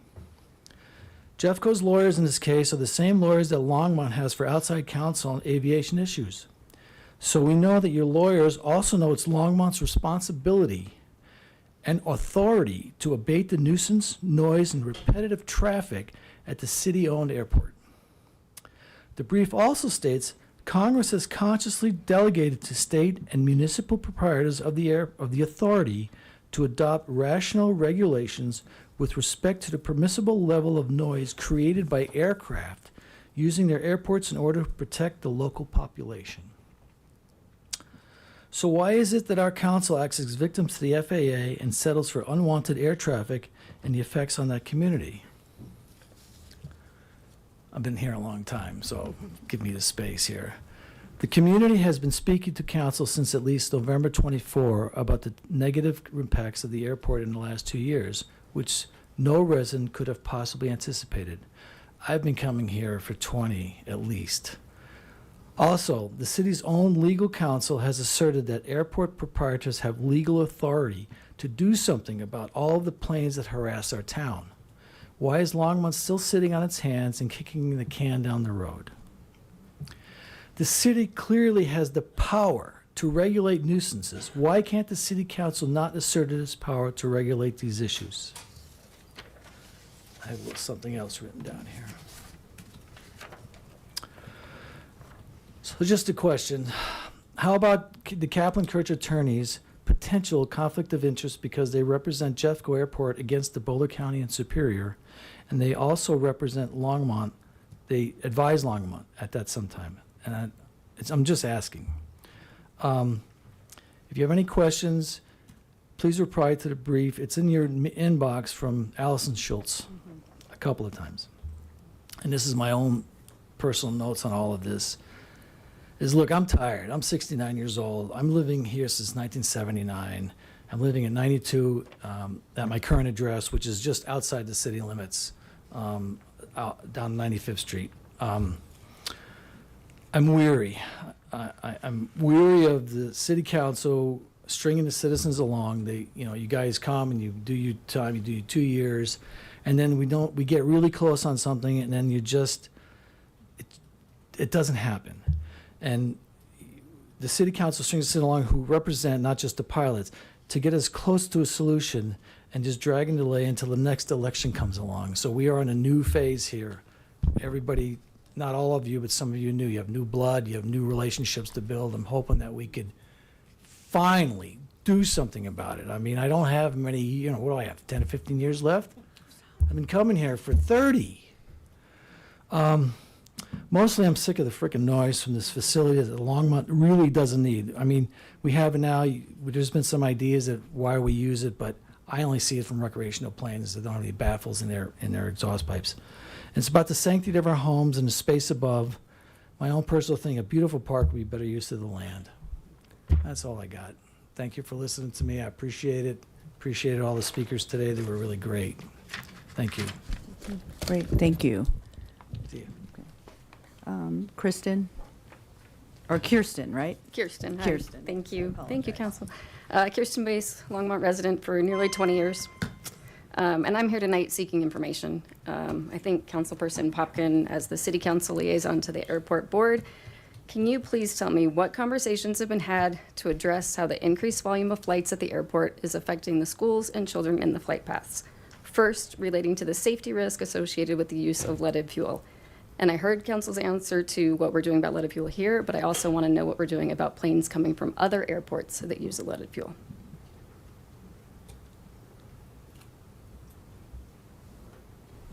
Okay, go ahead. Thank you, Kirsten. I'll do my best on this. To your second question, that's a little bit trickier in terms of working on planes that come here because, frankly, any plane can fly in here and land here, and we can't control their point of origin, nor the type of plane that they inherently have. When I think about building on the sustainable aviation response that I provided previously today to a few other folks, we're thinking about transitioning away from lead in terms of a health standpoint, sustainability standpoint, both in terms of what we sell here, which is what we can control, and then kind of what we try to attract here if we're thinking down the road in terms of electric aviation. There's only so many planes that can handle airspace safely at any time, and so the more that you can attract planes that are flying in to charge up with electricity rather than fuel up, and I know we're years away from that, but I'm just saying there's long planning and there's short term, which we're working on in terms of unleaded transition. To the first part of your question, or the first question you had, I don't know the exact time status of our engagement with the FAA on the saturated pattern policy that the previous council did pass in, when was that, October? I think it was October or September. And that would be designed to limit touch and go operations when there are 3 or more planes in the pattern. That is something that other airports have done. It's a fairly novel strategy relative to kind of the mass there. And it gives us something to literally put us on the map policy-wise that we can go around to other airports and say, hey, this is what we're looking out for. This is how we're approaching this. And from a safety standpoint, please respect this pattern policy that we have when there's such saturation. And so that reflects the number of planes that are in that pattern that can enter and exit that pattern safely and what we're regulating there. So I believe that's in conversation with the FAA right now. We've passed the policy. I'm seeing our city manager nod in the back that we're in conversation there on implementation on that. That does not require us completing a rates and charges study first. That does not require us figuring out kind of a fee structure or new staffing. That's just confirming kind of how we're going to implement that policy and then getting that on the books. And then the important piece is not just getting it on the books, but communicating that to other airports, making sure that they understand that, because that's how we start to address kind of the neighbor to neighbor from an airport standpoint relationships there. Okay, 2 things. One, if we can't control the planes coming in using leaded fuel, then we're not protecting our population. We're not protecting our children. So perhaps the rates and studies could have some sort of, you have to pay us an additional $7,000 if you're going to poison our children and you're using leaded fuel. Second, if we're limiting the number of planes in the cycle, we also need to be aware of where are they going to go while they wait to get into the cycle. We can't just have them over the neighborhoods, also emitting leaded fuel there. Yeah. And so then my final question will be, have there been any conversations related to any updates to the noise abatement policy to include the students' learning and after-school activities hours? Can you repeat that question? I am curious if there's been any conversations regarding updates to the noise abatement policy to take into consideration the students' learning and after-school activities hours. Because there are a number of schools directly under the flight path now. Yeah, I'll let Councilmember McCoy jump in a moment on that. In terms of, why don't you jump in first while I remember what I was going to say there. Thank you, Kirsten. And I don't think that there's been a discussion as far as on the airport advisory board when you've been, so this past year when you served on there on this particular topic. Correct. And I haven't heard that. I know I work at a school that is is close to the airport. Yeah. And so we do hear it. So that has been, concerns that have been thrown out there. But as far as receiving something formally, receiving something formally on a study or the number of planes. We have yet to receive something to that degree. But I'm going to hand it over to Mayor Pro Tem McCoy. So, Kristen, thank you for coming down here tonight. Many of these questions have not been asked, but I'm going to ask staff to make sure that they put them on the list for that rate study, because I think it is something that we do need to discuss.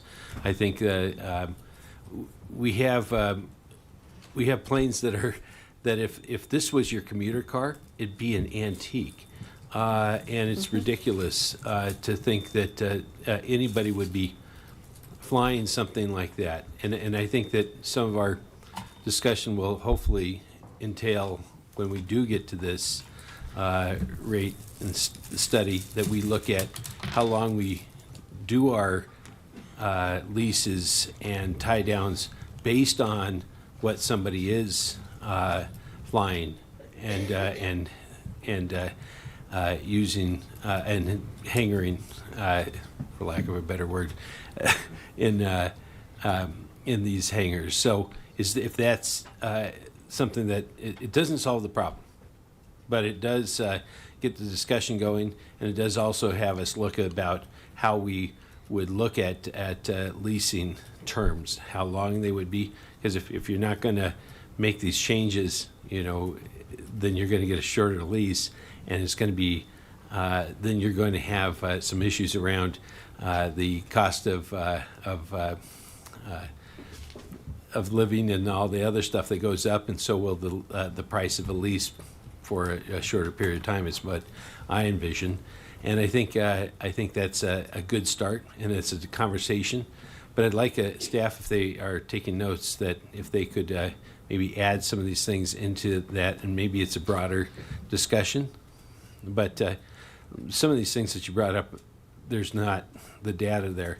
And, maybe it's a conversation that we have to have more universally from maybe a Colorado Municipal League sort of point of view, where other communities that have airports need to say, hey, this is not how it's going to, we can continue. It's not sustainable dumping leaded fuels over our children's heads. So, Or allowing so many inexperienced pilots in such close proximity to each other over our schools. Right.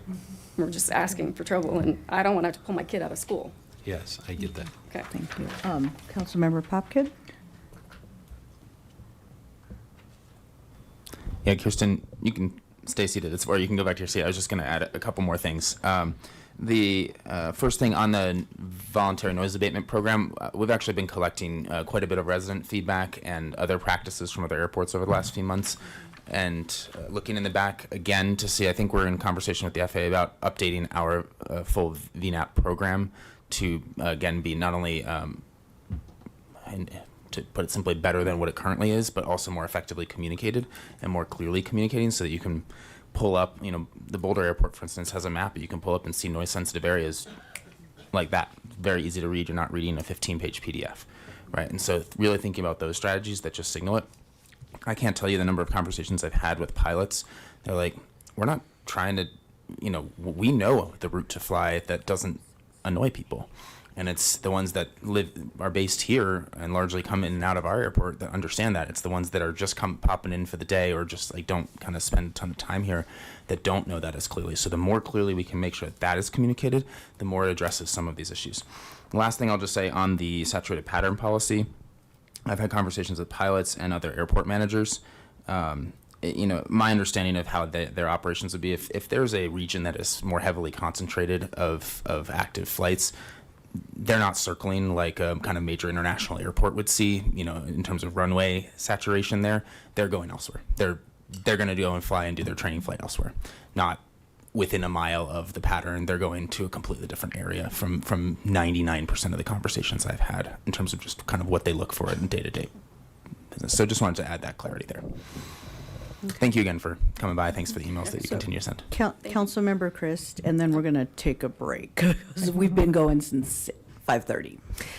I'll try to be brief. So, Councilmember Popkin mentioned that we had gone to see a electric airplane. He and I went together down to Centennial Airport. And I think one of the things that needs to be mentioned is about the electric motors are very viable. They're here, they work. Airplane frames can be retrofitted, so it's the cost of a new motor, not the cost of a whole new plane. And one of the things the city of Longmont has going for it is we own our electric company. So putting in the infrastructure there will be very useful. And one of the applications I think is very in the forefront is as a commuter plane. So it may be that electric planes are what goes back and forth. So I know, let's just keep pushing for progress, okay? And thank you for your comments today. Thank you. So we're going to go ahead and take a 5-minute break, and then we'll continue on. We've been going for a while.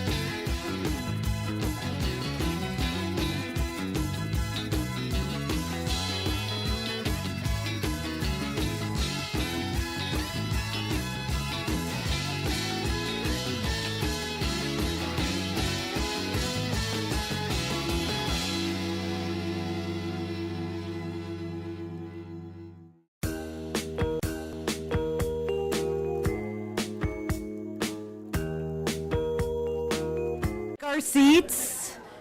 We're going to continue on. Okay. The next name on the list is Betty Tobias.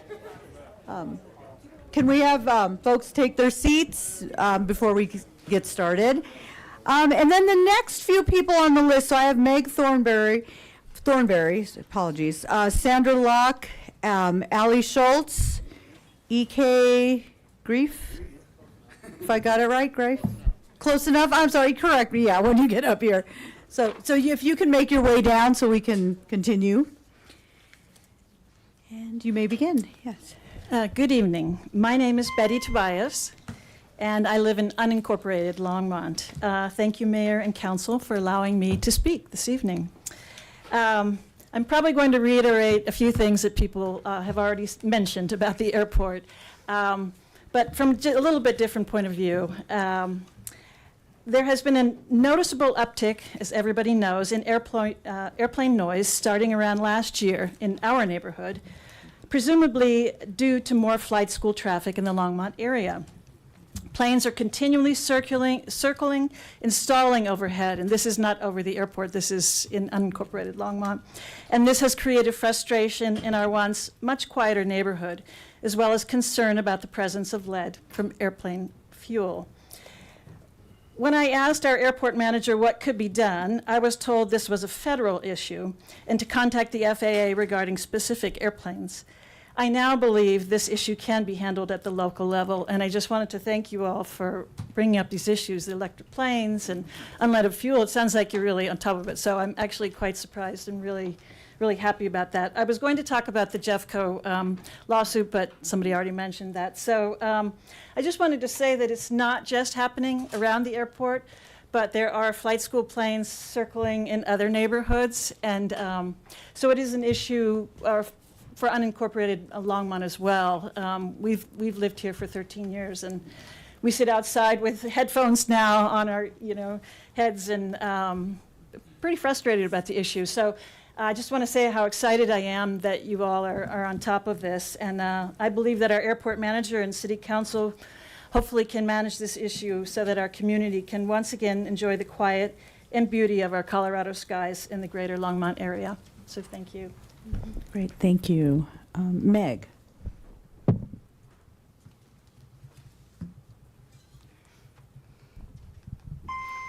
Hello, I'm Meg Thornberry. I live in Ward 2.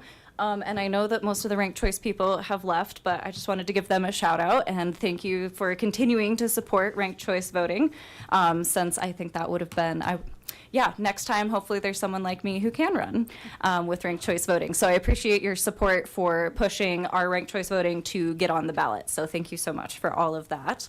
While I'm thinking about it, we were talking about things to do to Longmont, and I know you love the Sugar Mill, Matthew. What if we turned it into a concert venue? What if we brought that here? Okay, just putting that one out there. Now, back to the serious things at hand.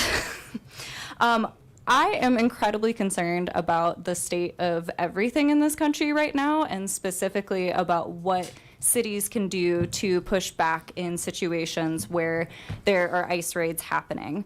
I'm just curious about what is in this city's scope of control, and then offering what we as citizens can do to help non-citizens alike. So one of the quickest things that I just want to also do that we're trying to get going, if you remember at the beginning of COVID, we did a little howl that we would do at like 7 or 8 p.m. and everybody would come out and bang on pots and pans and go for it.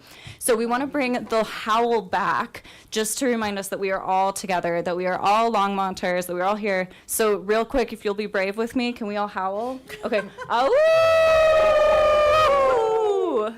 Beautiful. Thank you. So every night, 8 p.m., that's what we're going to be doing. Please throw your front door open and howl with me. So thank you. So besides that, what else are we doing to prepare?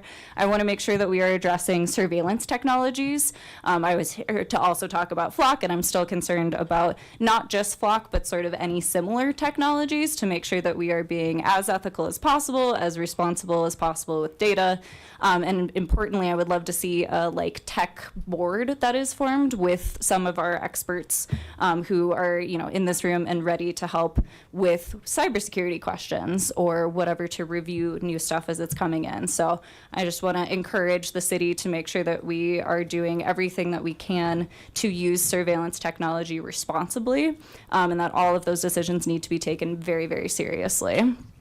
Because I am worried that this data is going to be used against many of us, myself included, and that we are very close to having a lot of our data that can be used against us actively by when ICE, scans your face. Just so many things that are coming up. So just sort of wondering what the city is able to do and then what help you need from us as well so that we can have the sort of organized response that we've seen in Minneapolis.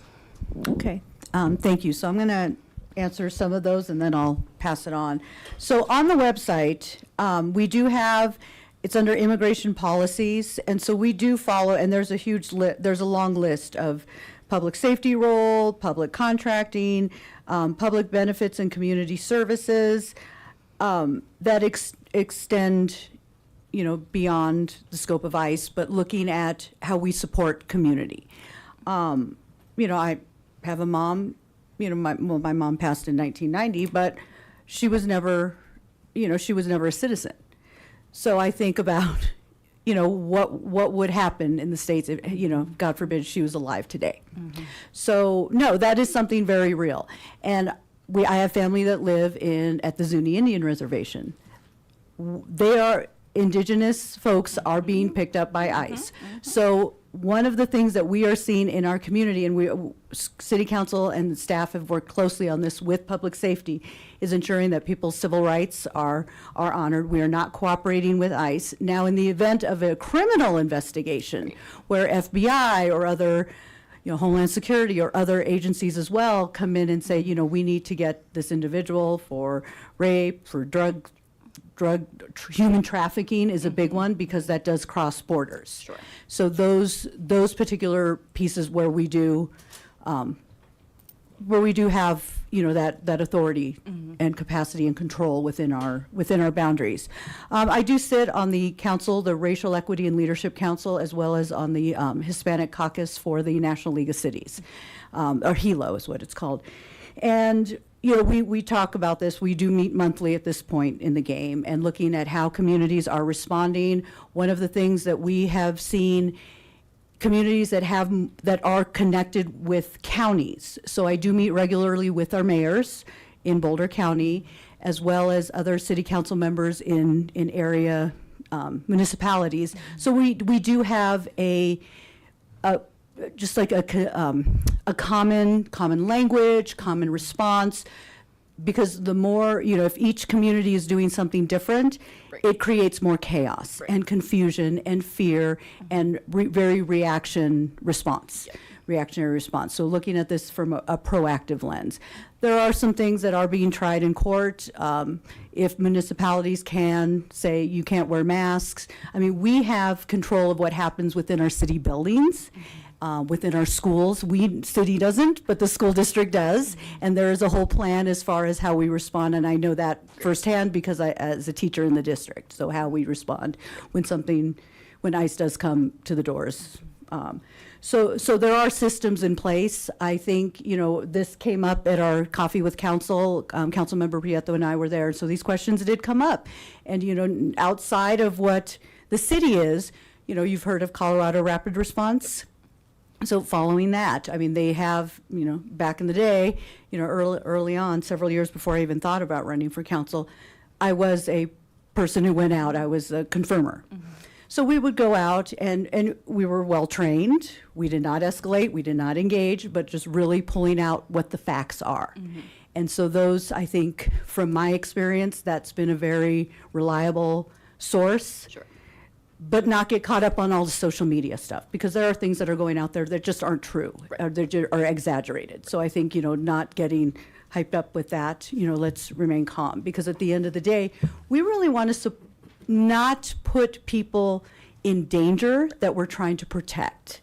And so I think, how we're going about is very, not necessarily, I don't want to say discreet, but more just calm, strategic, professional, and you know, we want our residents to contact police in the event of domestic violence or if they're witnessing a crime. So we have to have those open communications, and we can't have people just living in fear and continuing, you know, hiding, but also experiencing domestic violence, drug, human trafficking, and these aren't being reported. So I think from a public safety point of view, it is really important that we are connected with all residents. So I think that was, I feel like there was something else, but I'm going to defer. I'm going to pass it on to Mayor Pro Tem McCoy.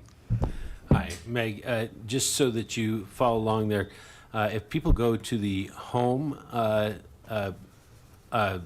City of Longmont home, and then go to public information, and then go to immigration policies, there is a resolution there.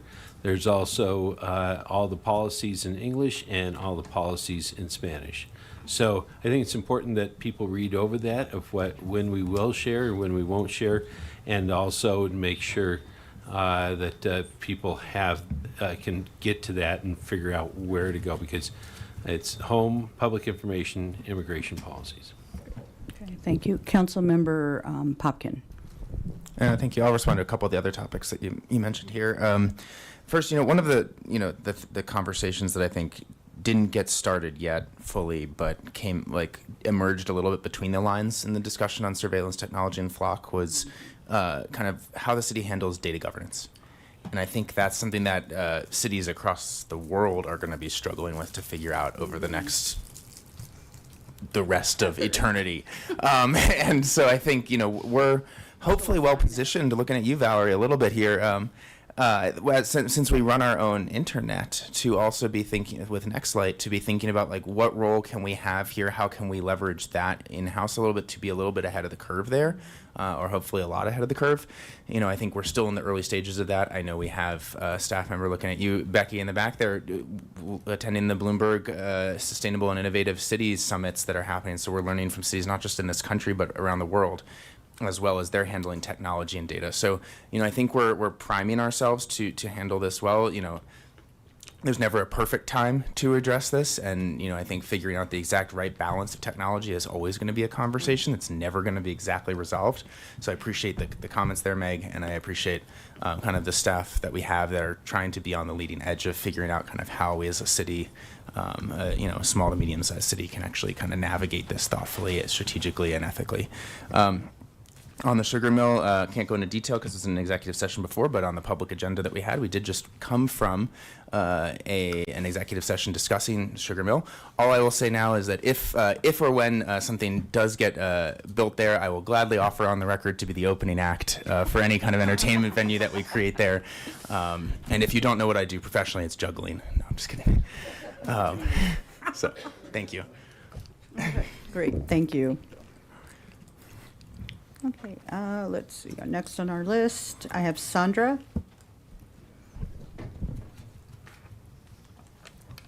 Sandra Locke. And thank you, Mayor and Council, for letting me speak. So this is about the airport.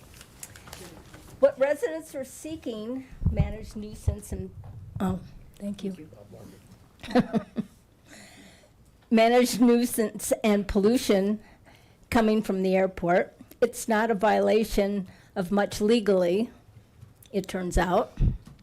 The city has not only the capacity, the capability, but the responsibility to act on this matter. The relief we seek does not violate ANCSA, which is the Airport Noise and Capacity Act.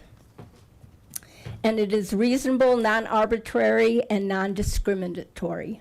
Indeed, the public nuisance at issue, piston engine aircraft performing touch-and-go operations at the airport, is precisely the type of activity for which Longmont can promulgate reasonable, non-arbitrary, and non-discriminatory regulations in order to establish acceptable noise levels for the airport and its immediate environs. All this, again, was noted in the Boulder County Superior versus Jeffco appellate reply brief, which you all have in your inbox.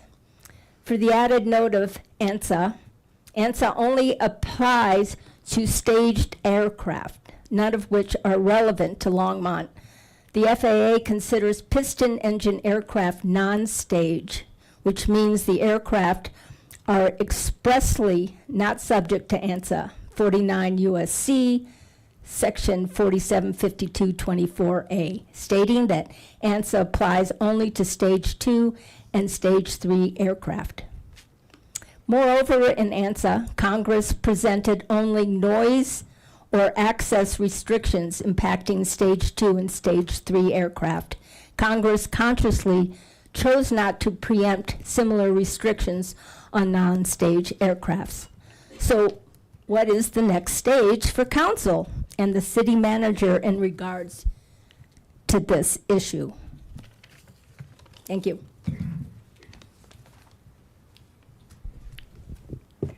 So, Allie Schultz.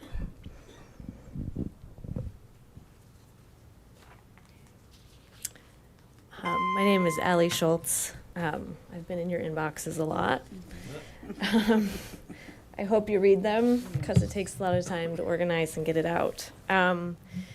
There's a few topics that I just want to cover in the 5 minutes tonight. And again, I want to thank you all for having an open forum. It's nice for those of us in the county who don't always get to talk at city council meetings and who are directly impacted by the airport. I have planes flying over my house all day long on good and bad days, which was not the case 2 years ago.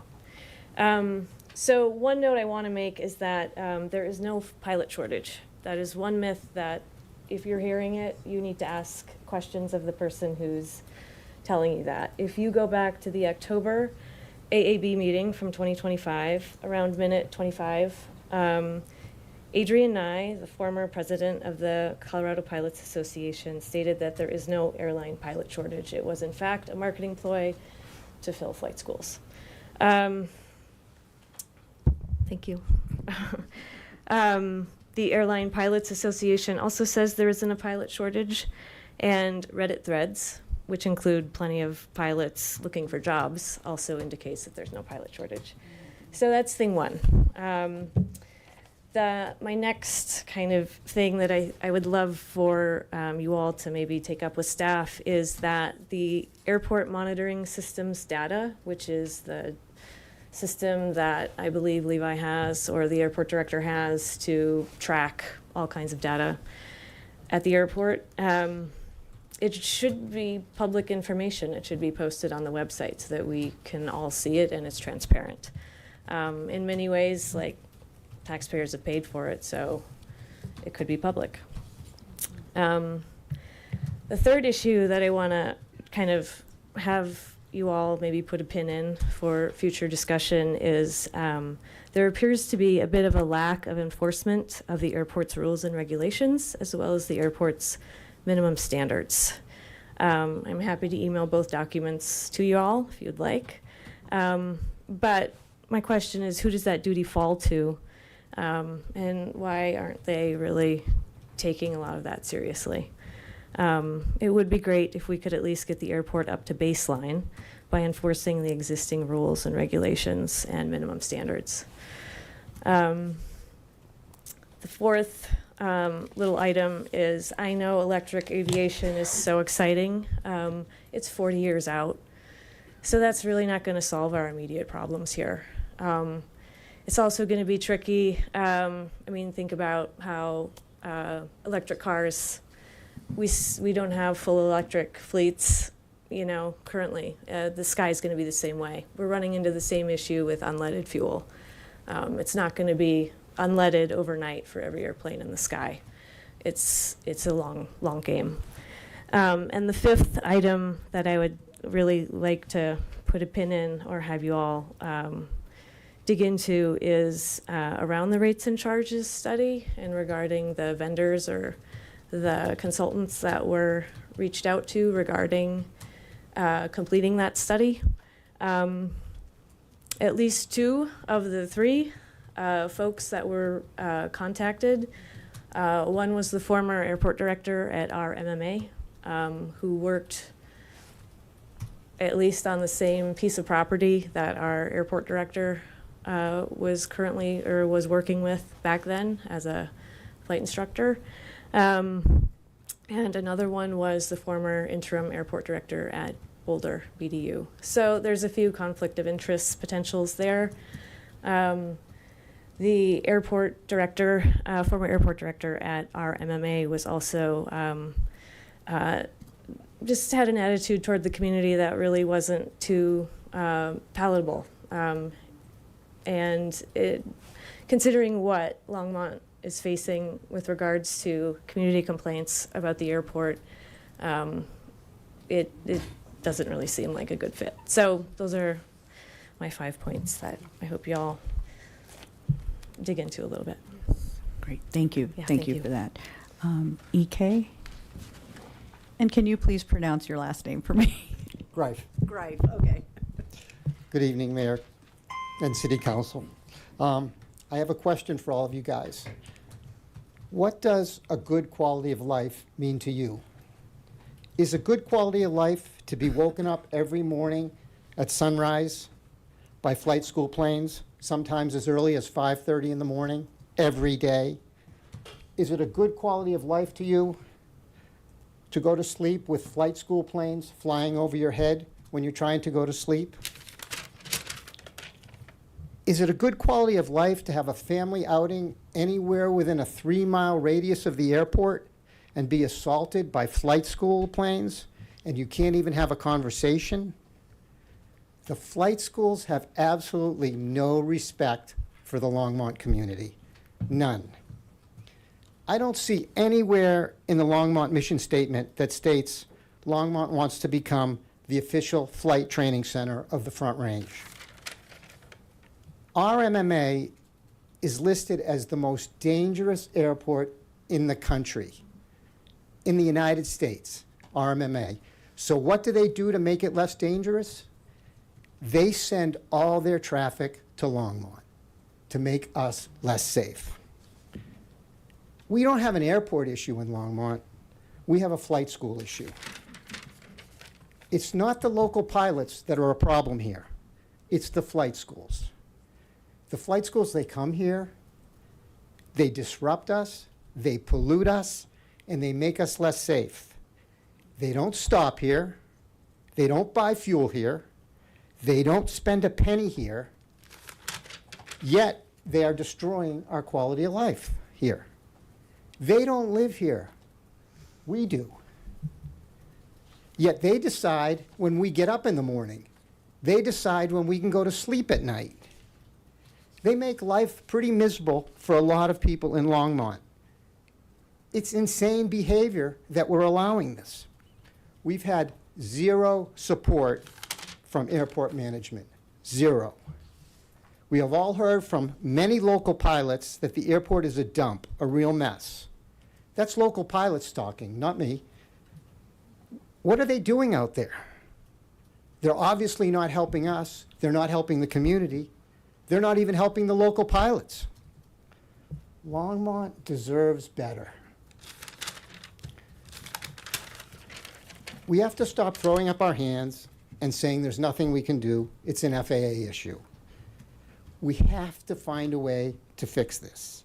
I hear from a lot of city council members that their inbox is full of airport complaints. It's almost the #1 complaint you guys get.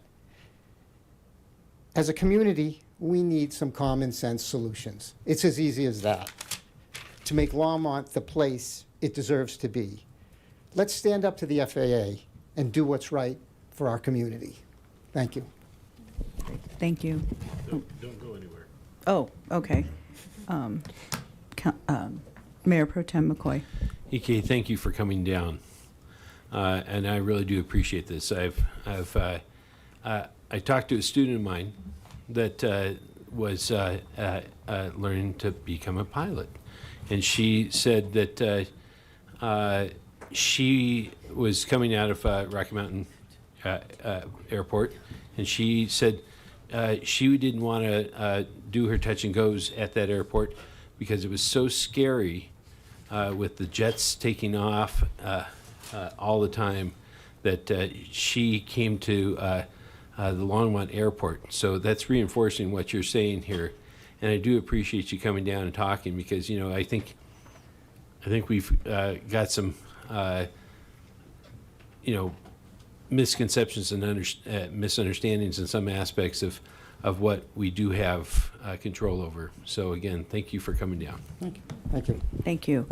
Okay. Oh, Councilmember Marcy. Very quick. Thanks, EK. 2 quick questions. How long have you lived out in that neck of the woods? 10 years. 10 years. How long have you had concerns about the airport? 2 years. Okay, thank you. First 8 years was absolutely wonderful. Thank you. They have wrecked it. Thank you. Thank you. Great. Thank you. Okay. Okay. So we have 12 more residents as well. So. Hey, you wanted me to speak earlier. I just want to Ali and to EK and a few other people who have spoken that we're obviously not responding to every single person in each moment, but as like a little batch response here, I just want to acknowledge, like, when we're referring to the unleaded fuel transition and the electric aviation transition, the key word there is transition. It's going to take time. We're aware of that. I'm not, at least I'll speak for myself here and saying, like, I know it's not a panacea, and that's not the only, those are not the only courses of action we're looking at. And we have other things, that some of which have been already talked about tonight, that we are pursuing, and more that haven't been discussed as well, that we're working on from an operational and policy side too. So that's all in consideration. We're in touch with our regional representatives too, and understanding kind of what's happening around the region and kind of how different folks are responding. So I just wanted to acknowledge that piece too, and I appreciate you guys taking the time. Okay. Thank you for that. Dan Sorrells, and then I'm going to call up 4 more. Maria Wasson, Stephen Miller, Lance Whitaker, and David Ello, if I said it right.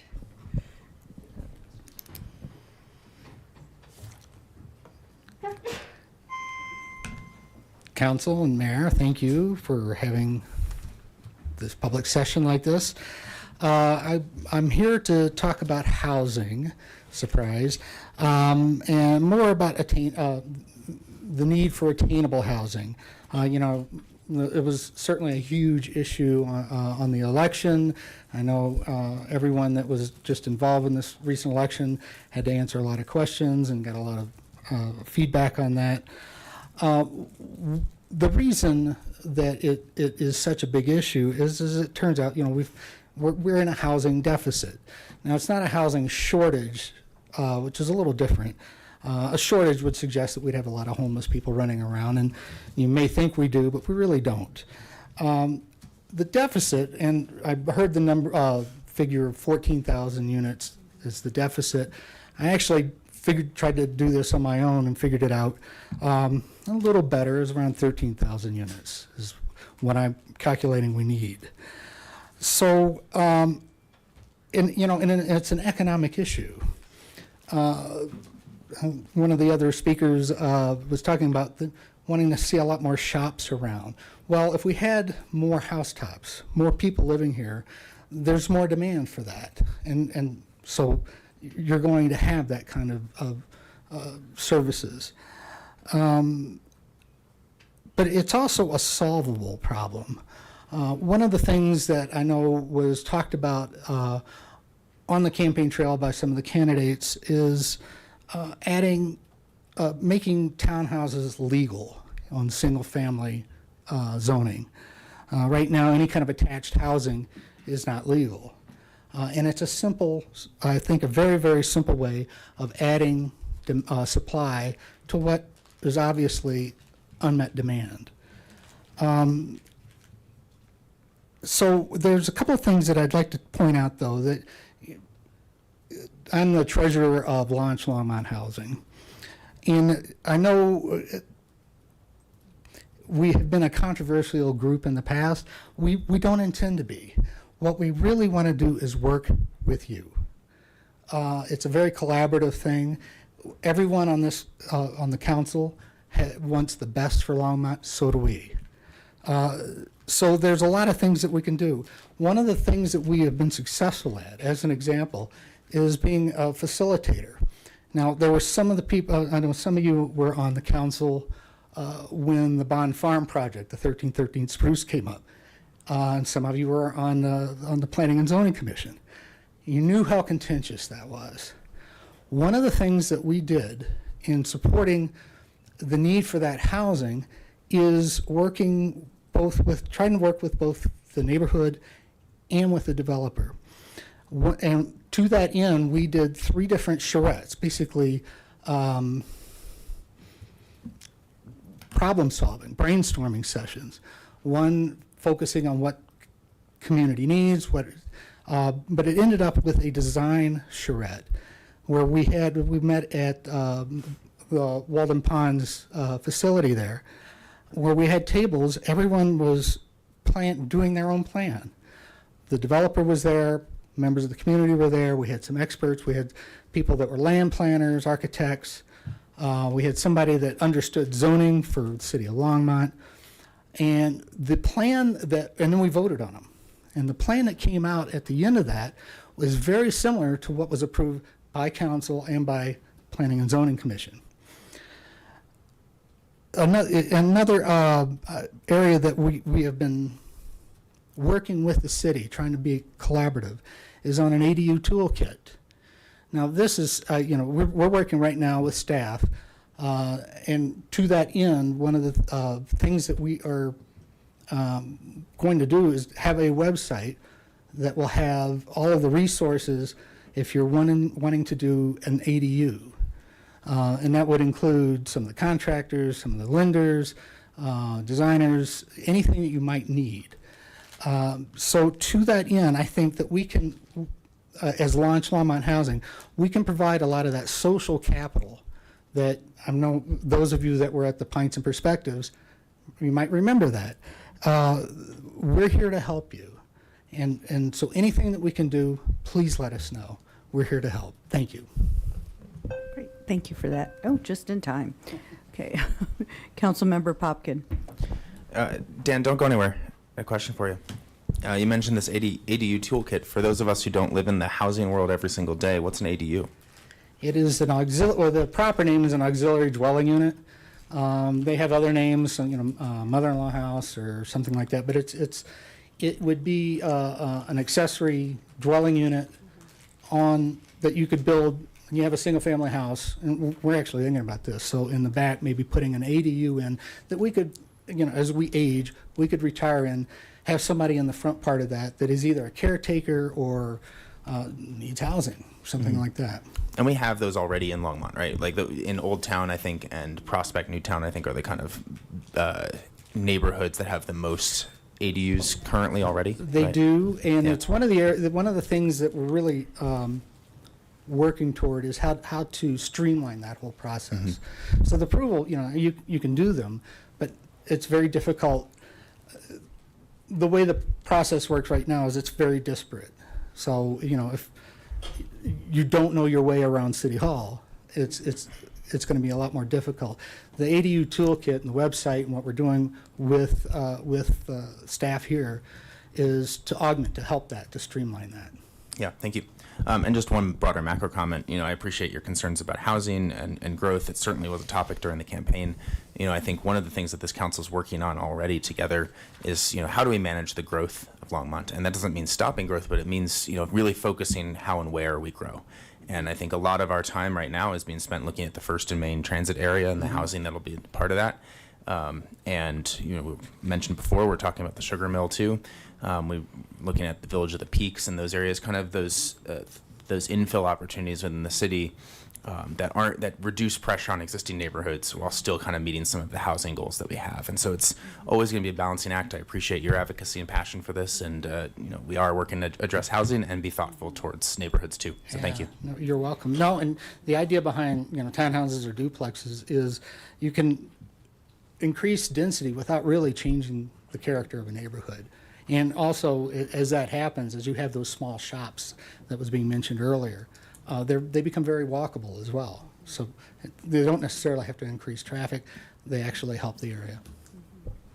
So having a father who's an architect, a brother who's an architect, I have an uncle that's a lather, my husband's a plumber. I mean, if we brought in all of our resources, we have a tile setter, we have an engineer, we could build a town. But so one of the things that, as we looking at our zoning, looking at, making these incremental changes, there's also, I think, for me, coming from that perspective, looking at sewer tap, water tap. So then if these, you create a single family home and then you subdivide it into townhomes, there becomes an issue. So it's kind of looking not just at the surface, but what's happening underneath. So I think there's more than just, a zoning issue that, changing, but it's also looking at all the pieces that are not seen at the surface, but how can we make these changes, but still, have that capacity for people to, own their own sewer tap, and because that over time becomes expensive. And I talk to my brother frequently about what's happening in LA and when they're doing things like that, and what kind of the liability piece. So we're it's a work in progress, and it takes time.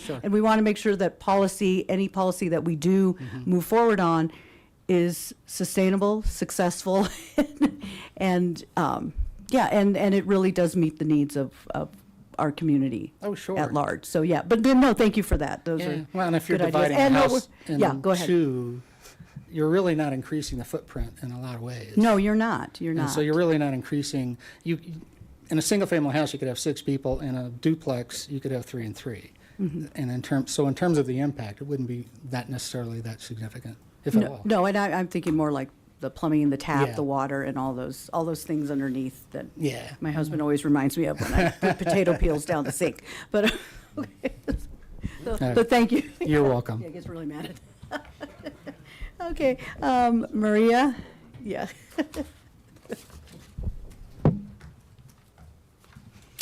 Good evening. I'm Maria Wasson. Thank you for hosting this forum. It's a great way to hear voices from our wonderful community. I am here to talk about the airport.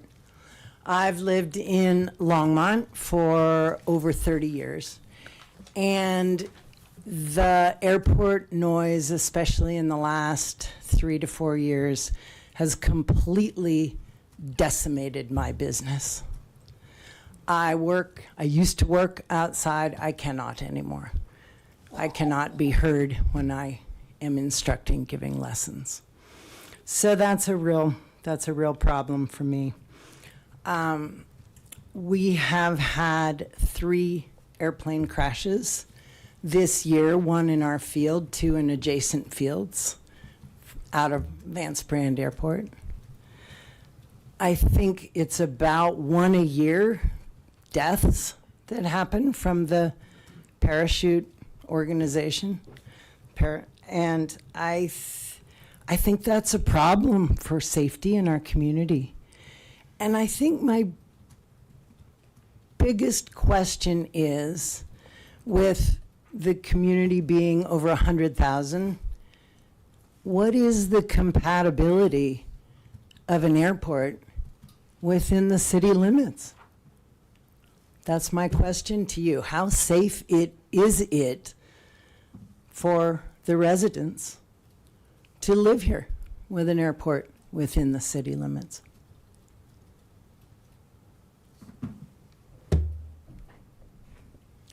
do we have anyone? Okay, go ahead. Mayor Pro Tem. Well, it wasn't in the city limits.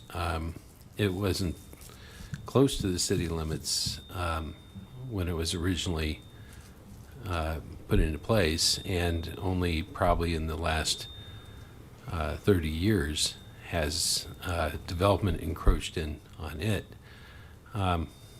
Sometimes we didn't always think about where we place some of our developments in the community. And I can see in your case, where you're trying to run a business that requires you to be outside directing people. Is it horseback riding? Mm-hmm. And so that makes it extremely difficult. And that's an obvious complication that I don't know how to necessarily fix, because it was there. Now, I think too, one of the residents that came up here earlier and said that there was this kind of fictitious idea of a pilot shortage that kind of has driven things. I think as we proceed, we're getting to some of the information that was kind of sold to everybody. Future pilots, community members, that this and the general public as a whole, that they were told that there was some sort of pilot shortage. So of course this explains all the new pilots trying to fly.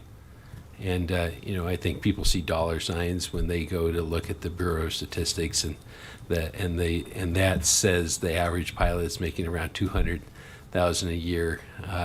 Probably is disproportionate of the reality of what really is happening. But nevertheless, that people see stars in their eyes and they think, oh, that would be a great, lifelong career.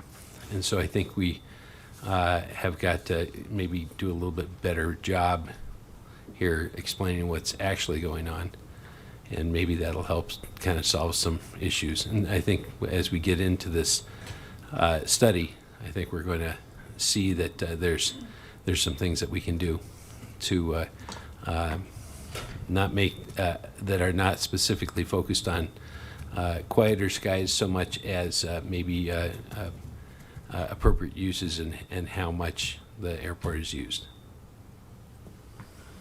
And I think somehow getting information to the pilots through the management or the airport advisory board that they really do need to follow the rules. I mean, airplanes fly 200-300 feet over our farm on a daily basis. And that's not legal, but I can't do anything about it. So I think that is something that behooves you as council to enforce these rules. Thank you. Thank you. I agree. We're working on that. Stephen, go ahead. Oh, there's Steve. There he is. I thought you were Steve. He may be. Good evening. Thanks for having us here, Mayor and City Council. I'm Dr. Stephen Miller, and I'm at 10594 North 65th Street in Longmont. And I moved to my area, which is just west of the airport, and I was taking flying lessons at that time, along with horseback riding lessons, and it became difficult to do both, so I chose the horses. But I have no problem with airplanes and flying, and my concern is the regulations that make it so that I cannot be on the airport advisory board. And I don't understand that. I don't know how that rule came into effect, that you have to live within the city limits to be on the airport advisory board. My mailing address is Longmont, and I live on North 65th Street. So my property is directly off the west end of the airport. And I've had 2 planes that had engine control problems and landed in my field in the last year. Now the pilots are angry if they can't go in there and get their planes out. And I have a field out there that I try to grow hay on. And so I don't want them driving through my pastures, and they don't quite understand that. So I try to figure out a way to get them out of there, because they need to get their plane out. But these guys, one of the guys didn't even report that he had engine trouble and had to make it an emergency landing in my field. So I'm interested in the airport, and I thought I could maybe volunteer to be on the airport advisory board. However, I was told I couldn't be. And I'd still like to know, I'd like that to be changed. I live closer to that airport and have more train or more plane traffic probably than anybody. So the other problem I have is I've been here for 30 years in my home, and used to be the airport manager would come by. If I had complaints about the airplanes and the noise, I would call up the airport manager, and all of them came over, would be there on busy times to see what we were going through. Even the interim manager, who was before the present manager, came out to try to see what we were dealing with. Because you can say you've got loud, planes all over your sky, but they don't understand it. But these guys came out, and I would call, and if I needed to talk to them, I could. This airport manager, I have never been able to talk to. He's never answered a call. He's never been out to my house. And I know that he used to teach out at the Rocky Mountain Airport. He was in that school, and maybe that's the connection why we're connected to Rocky Mountain, and having all of these planes coming in to land at our airport. And I agree with previous speakers about the numbers of planes. It didn't used to be bad living where we were living. You'd have planes go over once in a while. They were at an appropriate altitude. No longer. They are low. I don't know if you know what a round pen is, but it's a place where you work horses. And it's kind of a round pen, maybe the size of this area here. And I'd have 10 planes, one after another, go over that really small area. And I sometimes felt like when my wife was teaching in the arena, it drew more planes. I mean, as if they were seeing some action down there, and so everyone was, coming through to see what was going on. And so I agree with the complaints about the planes. When you look over, I'll watch the planes taking off, and then there's one, as soon as he gets high enough to turn, there's another and another. There's at least 4, it looks like, in a circle going around that are going to go right over my house, right over my barn. And now they sometimes add helicopters. And the helicopters are even louder.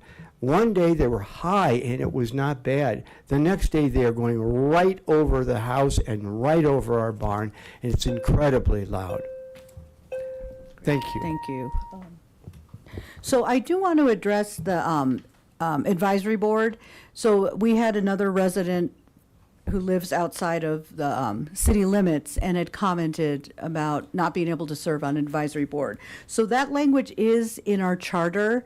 So it actually take and correct me if I'm wrong, Harold, it would have to go to the vote of the people in order for it to, so we'd have to put a ballot measure to have that actually changed. And so, looking at the cost of adding that measure on the ballot, is that, and then if we do bring forward and open up the charter, I would recommend that we'd have other things on there as well, not just that one issue, because it is costly to put measures on the ballot. So looking at that, so it's not anything that we as a council, as a body, can just go in and alter. It would actually have to be run through the general public for an election process. As I was thinking about the comments that were made about FAA, and it's all pilots, and then you've got the Airport Advisory Board. You'd think you'd want some input from, I'm off the West End, I see the planes, and I know some of the things that happen, and I like to cooperate, and I don't care if they fly. But why not get input in the advisory board from people other than pilots? Yeah, no, I agree with you there. Oh, Councilmember Popkin. Yeah, thank you. It was Stephen, right? Yes. Yeah, thank you, Stephen. I appreciate it. I think the mayor adequately spoke to the procedural topic of participation there. But, more broadly, I think you raised a question of, what's the general intent of an advisory board and who do we want to serve on there? And, we had a little bit of a challenge with the most recent airport advisory board selection process. And I don't think this was personal to any member specifically, but there was a conflict of interest, and there was some frustration there among the public of, hey, there were 2 members who were interviewing for that advisory board who were also on the advisory board. I read that. And like, that's just, any organization, any board, like that is just a fundamental problem of governance there. So we paused that, and we're rethinking our approach as this council now to figure out, hey, how are we going to responsibly fill this in the next cycle? And so even if it's not going to be members beyond the city's limits, legally speaking, we're actively thinking, like, what's the right makeup to help advise us there? Because the Airport Advisory Board is meant to serve us on the overall operations management and governance of the airport, not specifically in favor or against any one population or group. And so I think we're actively thinking about how does that help going forward. And part of the reason I think this council took the action that it did was, it's really important to us not to discourage participation from people who want to participate in our advisory boards, but maybe think that they aren't going to be considered because they aren't a pilot or they aren't, knowledgeable about a certain topic. And so we want to encourage people to participate, to apply to participate there, and to have then public confidence, even if they're not on the board, that that advisory board is adequately advising city council and that we're having multiple sources of information that we can look to when we want that. So, that's something we're actively thinking about. It's going to be an ongoing conversation, I think, for this council. And I'd be constructive. I mean, I wouldn't want to be argumentative and close down the airport. I would just like to have helpful suggestions if there's a problem that I see that maybe they're not aware of, that they can address it. Yeah, and the best advisory boards are, and I know there's some frustration with some of the past airport advisory board, but I will say one of the policies that I cited earlier today, the saturated pattern policy that I mentioned earlier, actually came from that group. And it came from pilots who said, you know what, hey, we've seen this in other airports, maybe this is something we should consider. The past council took a look at that. We said, you know what, this makes sense. Let's go talk to the FAA about it. So, there's productive things that are coming there. We want to just make sure that those recommendations have credibility, confidence, and a right balance of voices. The local pilots, by the way, also can't get in. They have to get in line to get up because there's so many planes coming in from Rocky Mountain that they just can't take off. They have to wait until the pilots let them in, and that's not fair to our pilots. Thank you. Thank you. Lance. I just wanted to speak about this very quickly, and really, Councilmember Popkin hit the nail on the head. My message, just in listening tonight, this is my first time I've sat on this side of the dais in an open forum, is there's so much engagement in the community and so many people that want to provide their voice. Speaking specifically of AAB or any of our boards, especially boards like AAB and P&Z, Historic Preservation comes to mind, that have a great deal of technical knowledge. Having community voices as part of those conversations, even if you don't always have every detail of the technical knowledge down, is really important. So the more people that apply to our boards, the more conversation that we have about that, I think the better. So I appreciated that. And I just want to mention, I think we've heard a lot about the airport from folks tonight. I just want to shout out, in my experience, the base pilots that we have out at KLMO are good faith actors who the community largely wants to do things the right way, whether that be through noise abatement, the VNAP, whether that be through the different tools that exist. That has been my experience largely, is that is not where the tensions are rising. So I appreciated, really, Councilmember Popkin hit the nail on the head there, and I just wanted to mention it. So thanks. Okay, great. Thank you, Lance. Yep, here it comes. Mayor and council and new council. I'm glad to see everyone, and we got a full council members. My name is Lance Whitaker. I live at 1750 Collier Street. I've been a resident of Longmont for 45 years, as you all know. Today is National Disc Jockey Day. It is also National Cheese Lovers Day, and I know there's a lot of cheese lovers out here. Maybe not the Packer lovers, but cheese is great. It is also National Butter Crunch Day. A small reminder that George Burns would have been 120 years old today had he lived past 100. It is also Buzz Aldrin's birthday, and if you don't know who that is, that's the second person to step on the moon, not the first. A couple things about what some of the residents have been mentioning. The Sundance Film Festival, I think the Boulder County Fairgrounds would be a great place to showcase some of that. I'm sure Longmont Public Media would just love to join in on that. The airport, I love the airport. Been here for 44 years. A shame of that so many people have gone up against the airport the last couple of years. If we could find a way to keep the airport and not turn it into a park, it would be great. Other than that, I'm going to let the rest of my time fail. So thank you and have a nice day. Oh, thank you. You too. David.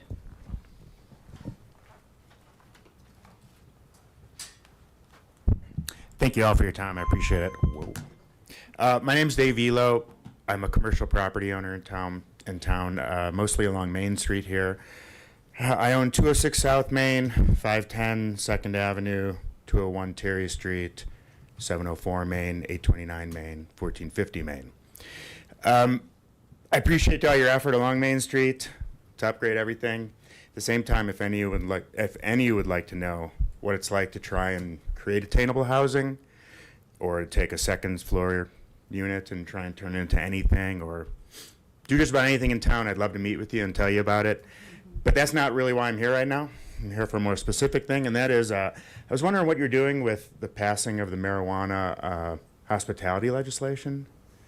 Because I know something passed at the end of the last period, and some follow-on stuff has to happen, and nothing's happened. But I want you to know. Okay, go ahead. Yeah, we'll let you do your time, yeah. Besides creating a whole bunch of jobs up and down the street, we could create some more jobs if you follow through with that, probably 10 to 15 full-time employees right down the street. So we're kind of interested to maybe move it along, and we could actually do something and have an interesting business and create more value. So just wondering what's going on. Okay, so we were in the process, then somebody made a motion. So I'm going to let you speak to that. I love that you're letting me speak to things. This is fantastic. Yeah, this is a great trend. Thanks, Dave. I appreciate the comments in question. I don't think I made this motion, but I can certainly clarify where things are. Did I? Okay, I might have. This was like 10 months ago. All right. Well, they're all letting me talk, so I'll take it. Dave, my understanding is that the policy passed. The implementation at the code level did not. It got stagnated in a tie vote. And I'll be honest and transparent, I was one of the naysayers in that discussion. I won't go into the policy debate right now, but that's where that is in the process right now, and that it's stalled because it hasn't come back up. So from an implementation standpoint, again, that's not regulating your personal use of marijuana. It's from a hospitality licensing standpoint, that has not advanced further at this moment. More than happy to sit down with you and talk about that separately. I'd love to learn your perspective on kind of what you're seeing there. There were some concerns that I don't think we, at least myself and Councilmember Christ, and maybe, I'm trying to think who else was the Mayor Peck at the time, former Mayor Peck? Might have been, yeah. That we had, that I don't think were fully addressed or resolved before we were implementing it. So I think it's more of an implementation challenge than anything else from my perspective. So I'm more than happy to sit down with you outside of this and get into that. And I think you own a couple properties in Ward 2, so I'm more than happy to hear what you're thinking about doing. Okay.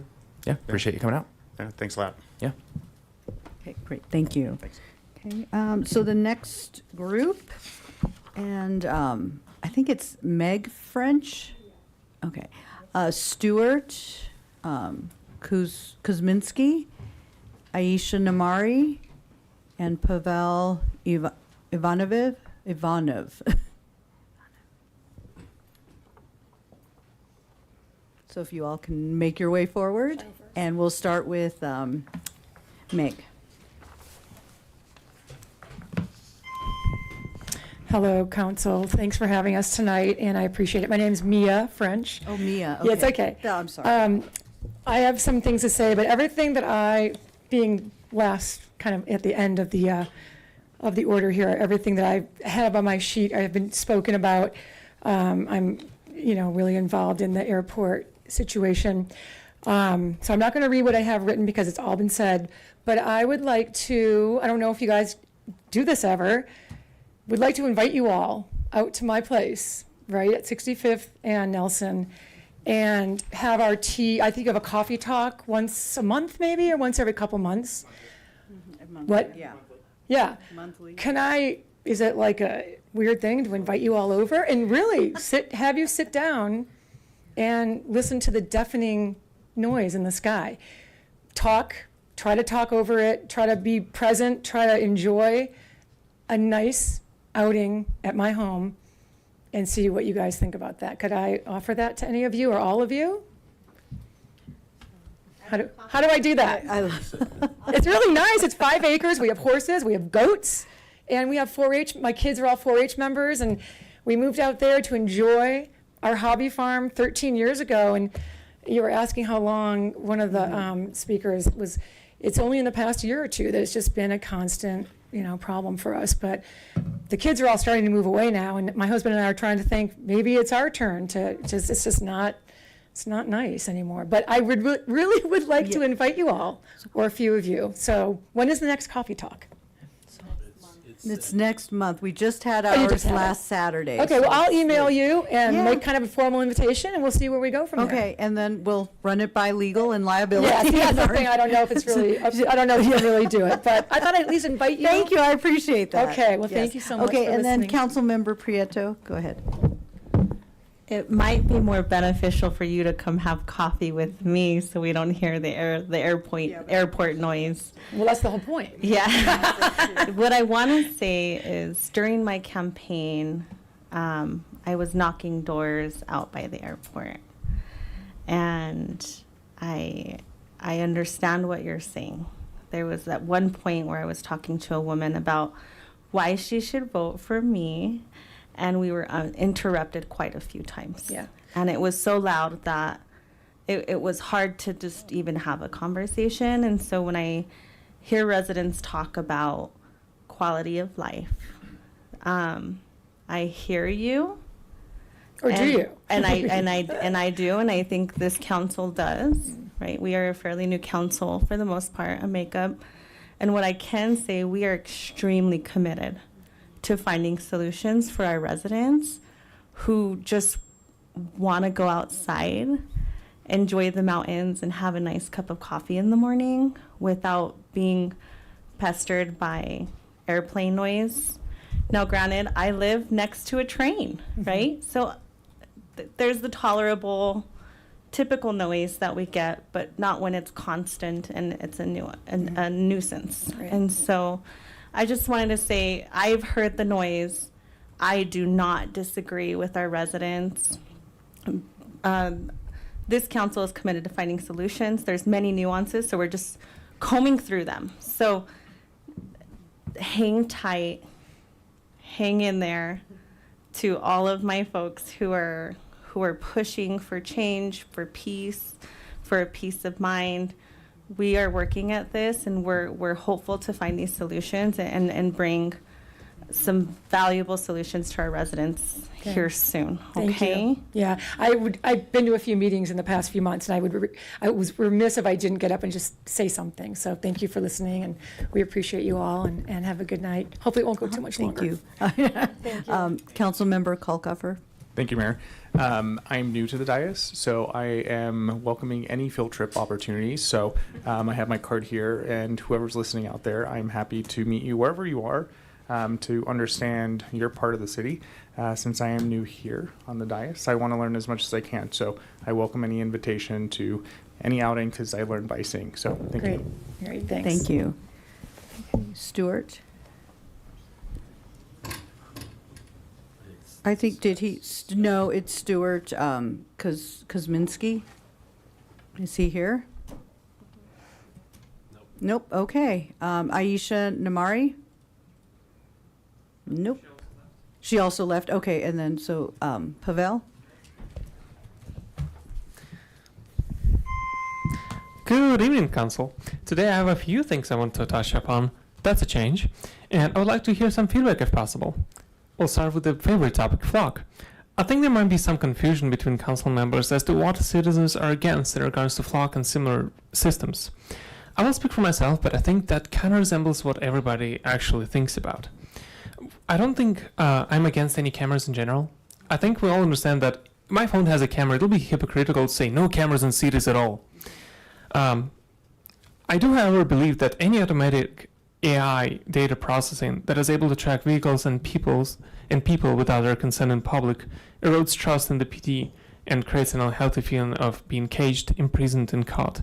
The difference between red light cameras, speed cameras, and flock and similar cameras is that flock continuously records movement of vehicles and people. They're intended to track people. Whereas the red light cameras and speed cameras would only take a photo of you if you did something wrong. We can talk about this in the framework of maybe the next system, if we do decide to go with one, should only be able to be enabled for someone. Let's say I have my car and I don't know, oh my God, I killed somebody. Then the police department will be able to track that vehicle to find where it's traveling, to find the person. And I think that's a good compromise. I think that protects the privacies of citizens who are, not violating anything. And then it also gives the police department the tools they are really asking for. I also want to mention something we all missed out on, and that is taxes, our favorite thing. When we pay a police officer, we pay someone who would spend the money locally, whose money gets in the city's budget one way or another. Taxes on, whatever they would buy, property taxes, whatever. That person would buy, sell, trade, invest in the city. Some faceless corporation would not be investing in the city. I think we should invest in our people. I think we should invest in us, and that's the better thing to do in long term. And I also want to come back to the point that me personally I find the most important, that it does not matter whether it helps solve crime or not. Some things are just immoral. And here's a story that happened to me like a week ago. I watched a video on YouTube.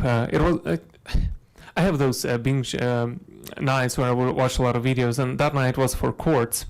And that one was not about Greenland, Ukraine, or any other buzzwords out there.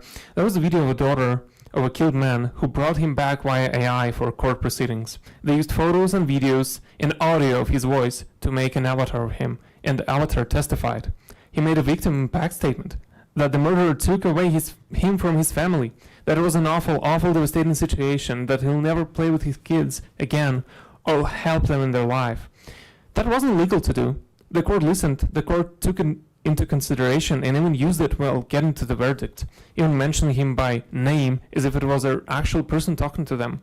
All that happened, and it was legal. It doesn't mean that it's right. On your desk, you may find printouts if the clerk was able to get it to you. For the camera, it's this one over here, if I would spin around right, and this one over here. That I created using AI. I don't think AI is bad. I think AI has its uses.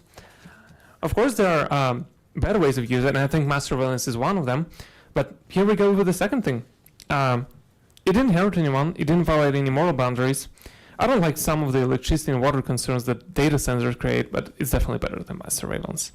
Let's talk about what I actually created and proposed to you.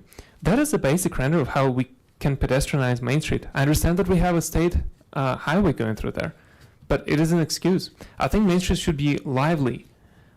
I think people should be able to walk there, bike there. We don't have a bike lane on the Main Street. That is awful. Every time I go there in my car, I'm thinking, oh my God, if I didn't have a car, how would I even go around there?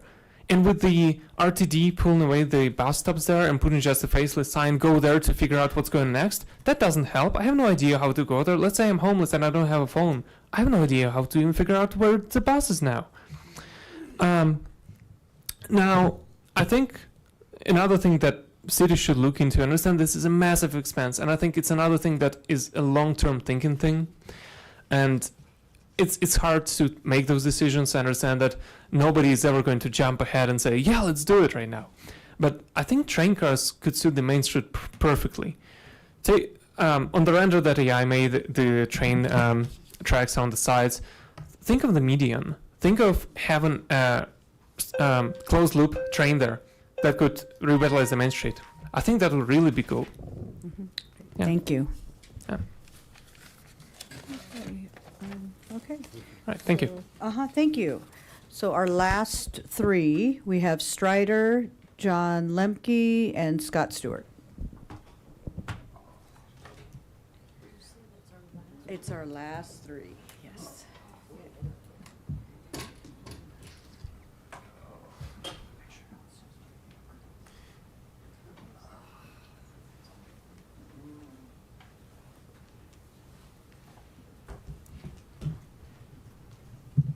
sorry I couldn't get down here on time. I tried. No worries.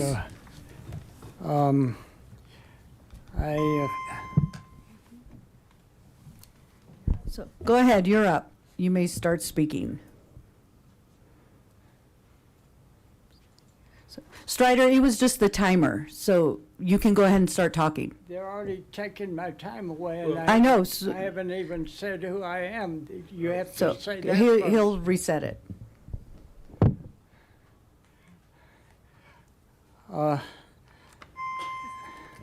ahead. Strider Benston, 951 17th.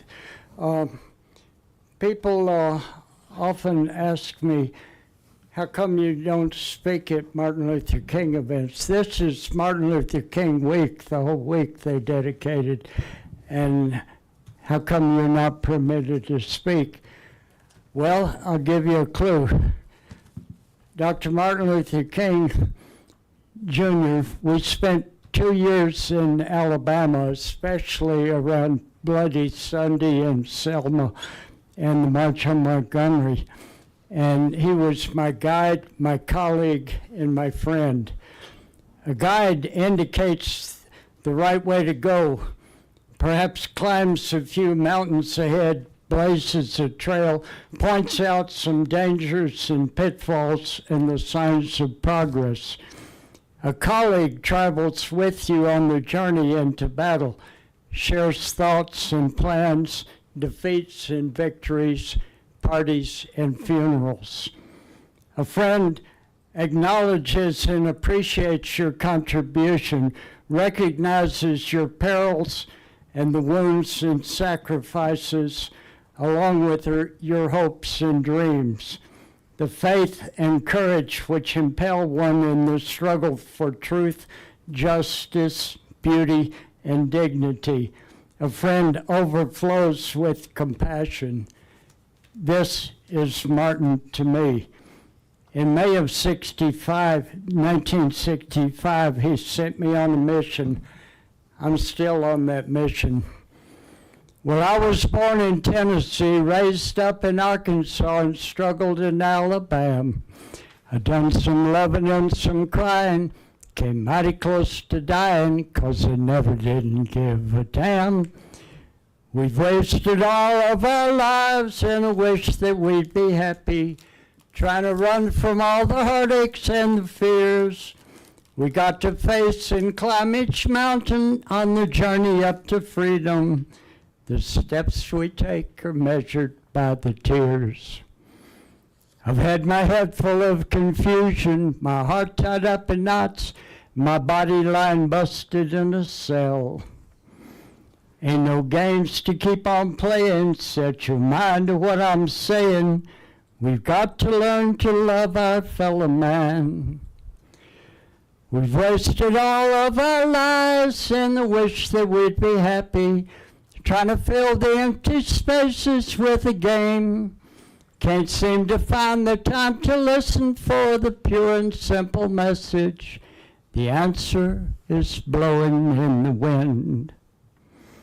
We color all our wounds with calluses. The callus on our soul is tough and strong, a heavy weight to bear, but it keeps us all protected in security from injury, preventing us from learning how to care. Oh, the lessons in the learning and the teachings in the song, the answers in the stillness of the night. If we stop our minds from worrying how we're gonna get along, perhaps we won't be blinded by the light. We have to give ourselves away while learning to be free. The pain and heartaches we can learn to bear in service to the futurehood of sisterhood and brotherhood. The truth's revealed in learning how to care. I'll skip to another one. So may your hands always be busy. May your hands be ever busy. May your wings keep soaring high. May the dreams that bring you courage light the rainbows in your sky. May the faith which gives you meaning keep your heart forever strong. and may the days that bring you presents linger long. Yes, may these days that bring us presents linger long. Thank you, Martin. Thank you. Okay. John Lemke.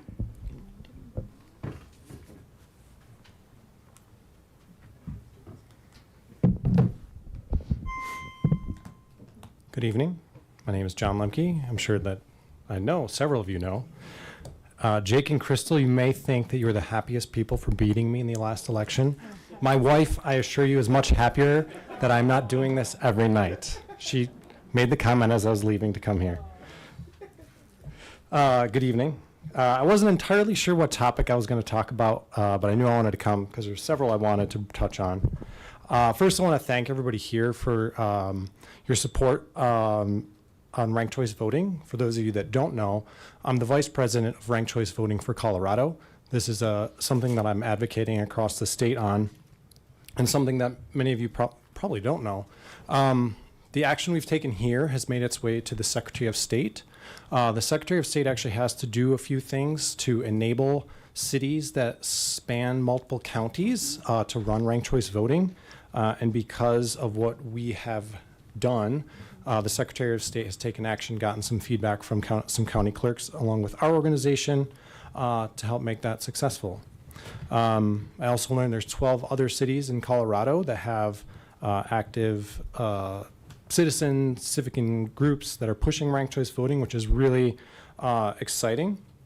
A big part of the reason that I learned that it's valuable is not just as a voter, but as a candidate. To be honest, I thought about running in Ward 2, and I was like, Matt is very similar to my ideas. And I almost didn't run because I looked at Alex and I was like, Alex is very similar to my ideas. But somebody was like, you know, we really need to get the ideas out there, and it would be great in the future where somebody can come out and just try to spread the ideas that they want people to know about without the fear of splitting the vote. Because I talked to several of you about how fearful you were. And it's real, because somebody who I'm friends with, who was like, you're my top choice, I didn't vote for you, John, because I did not think you could win. So it's real, right? Like, somebody who's friends with me told me that, and it was we all saw the results, and they were correct. But here's one of the things that I really wanted to touch on, why I think it's important. It's housing affordability. According to the city's own data, I've talked about this, brought it up, 14,000 households are rent burdened, which means that they are paying more than 30% of their income in rent. Most of the people that were here have left. If I could ask people in the audience, how many of you are rent burdened? Only a few? When I asked when we were at, what's that? Yeah, anyways. So here's a very specific ask. We have a state senator, Nick Hinrichsen? I don't know if I could pronounce it. But I would ask that you contact Karen McCormick and Katie Wallace and ask them to support Senator Nick Hinrichsen's efforts to legalize a change to the way that we levy property taxes. The technical term is land value tax. You might hear it called universal building exemption. You might hear it as land value return. But this is literally legalizing cities to levy property taxes differently. I think that's a pretty small step. Not unreasonable. I can send you details. I can't hit it all in like a minute and a half, but it is a progressive tax. It would allow us to reduce taxes on homeowners and shift the burden to wasteful parking lots and land speculators. I went to a great presentation by Senator Hinrichsen and the Progress in Poverty Institute in Denver, where they presented the results if they had done it in Denver. And it is encouraging to see that it lines up the people who have the lowest income would have their taxes reduced the most.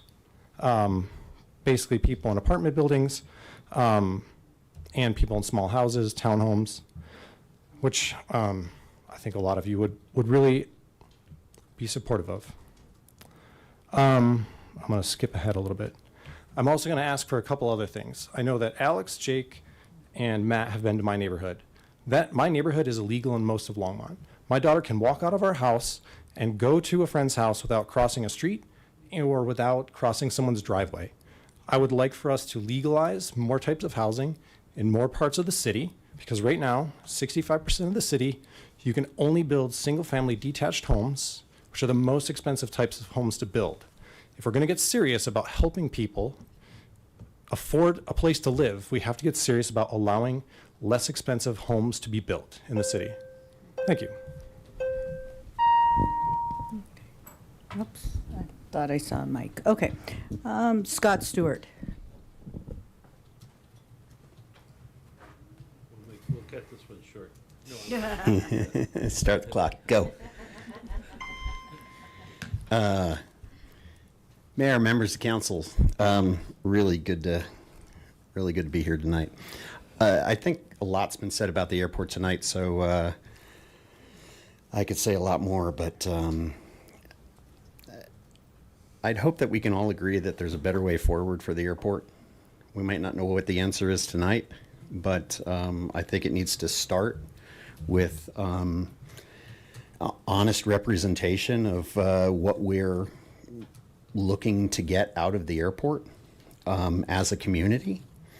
A lot of these rules that we have, the airport fund, it already states, it talks about enforcement of airport rules and regulations.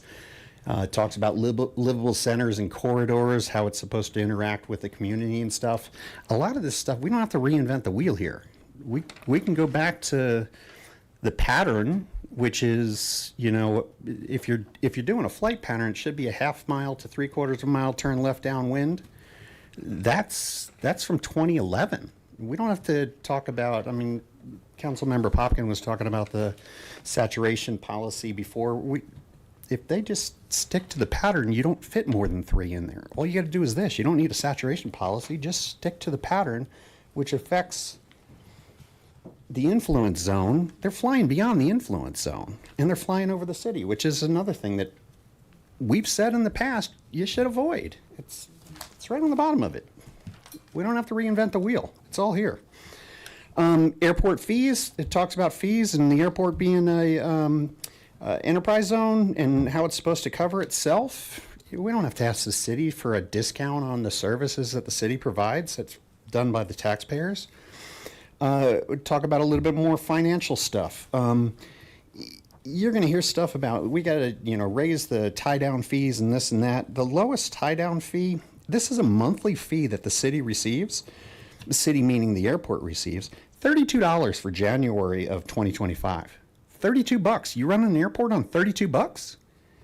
The highest one was $1,049.87 in August of 2025. You running an airport on $1,000 in a month? The numbers are here. Let's take a look at them. I got stuff about the self-sustainability stuff from the FAA. That's the requirements. Once we take their grants, we're supposed to be able to pay to maintain that asset for the next 20 years. We're not even saving for that. You really want to see the impact of the airport? Take a look at your summary of sales and use tax activity by region. Airport, 20 times lower than the next lowest one. Honest to God, just look it up. You'll be embarrassed to see this. We're asking experts for information, whether we're asking them for what our fees should be or this and that, what have you. We've hired a lawyer in the past, Kaplan Kirsch. We got to be asking the right questions as well. We asked Kaplan Kirsch if we could, does Longmont have the ability to restrict touch and go operations at Vance Brand Airport? Good Lord, we know the answer to that. Why are we paying a lawyer to answer that question? That's ridiculous. That came out of us because, granted, we want to be transparent and we want to, let everybody know that we're being upfront about it. But if we know the answer to the question, that's the wrong question. The question is, how do we deal with the excessive activity that we have and still be in compliance with our FAA requirements. Wow, I didn't think I'd go on a rant here. Noise is measured by complaint. There's technology out there. Put freaking sensors in or whatever. You don't have to have a single phone call from here forward. Just put the technology out there and forget about us screaming on the telephone. You know, an airplane operation, one airplane can have as many operations and it counts towards the operations. You can do 100 complaints, it only counts as one. Why is this imbalance there? Look at that, 8 seconds. Anybody want to reply? In 4, 3, Anything. 2, There's a better way forward. 1. Yeah. You all have a great night. Thank you. Thanks, you too. Okay. So, we are now to mayor and council comments. Okay, so we'll start with Mayor Pro Tem. Thank you, Mayor. I just want to thank everybody who came out tonight and spoke their piece. And years ago, when I was on council in 2007 and through 2011, we brought this and Coffee with Council forward as an important tool to find out where the community was, and it has never let us down. I think it's one of the most important things that we ever did as a council during that time frame. It really kind of guided us and gave us some good input from the community and let us occasionally hear Strider sing. So thank you, Strider. Great. Councilmember Kalkofer. Thank you, Mayor. Thanks to everybody who stuck around for the entire evening. Thanks to those who came and spoke before. I love hearing from people, so this is a great opportunity to hear from you for longer than 3 minutes. So thank you all for coming. Thanks for coming prepared. Really appreciate your time. I've learned a lot in this last 3 hours or 2 hours, so thank you so much. Okay, Councilmember Marcin. Thank you, Mayor. I just, again, want to reiterate thanks to everybody. And we have so many great storytellers in our community and so many great, you know, I just finished a book about Longmont's history, about the characters of Longmont, and I'll share it with folks. But the tradition of that continues, and this open forum was such a cool opportunity to hear from folks.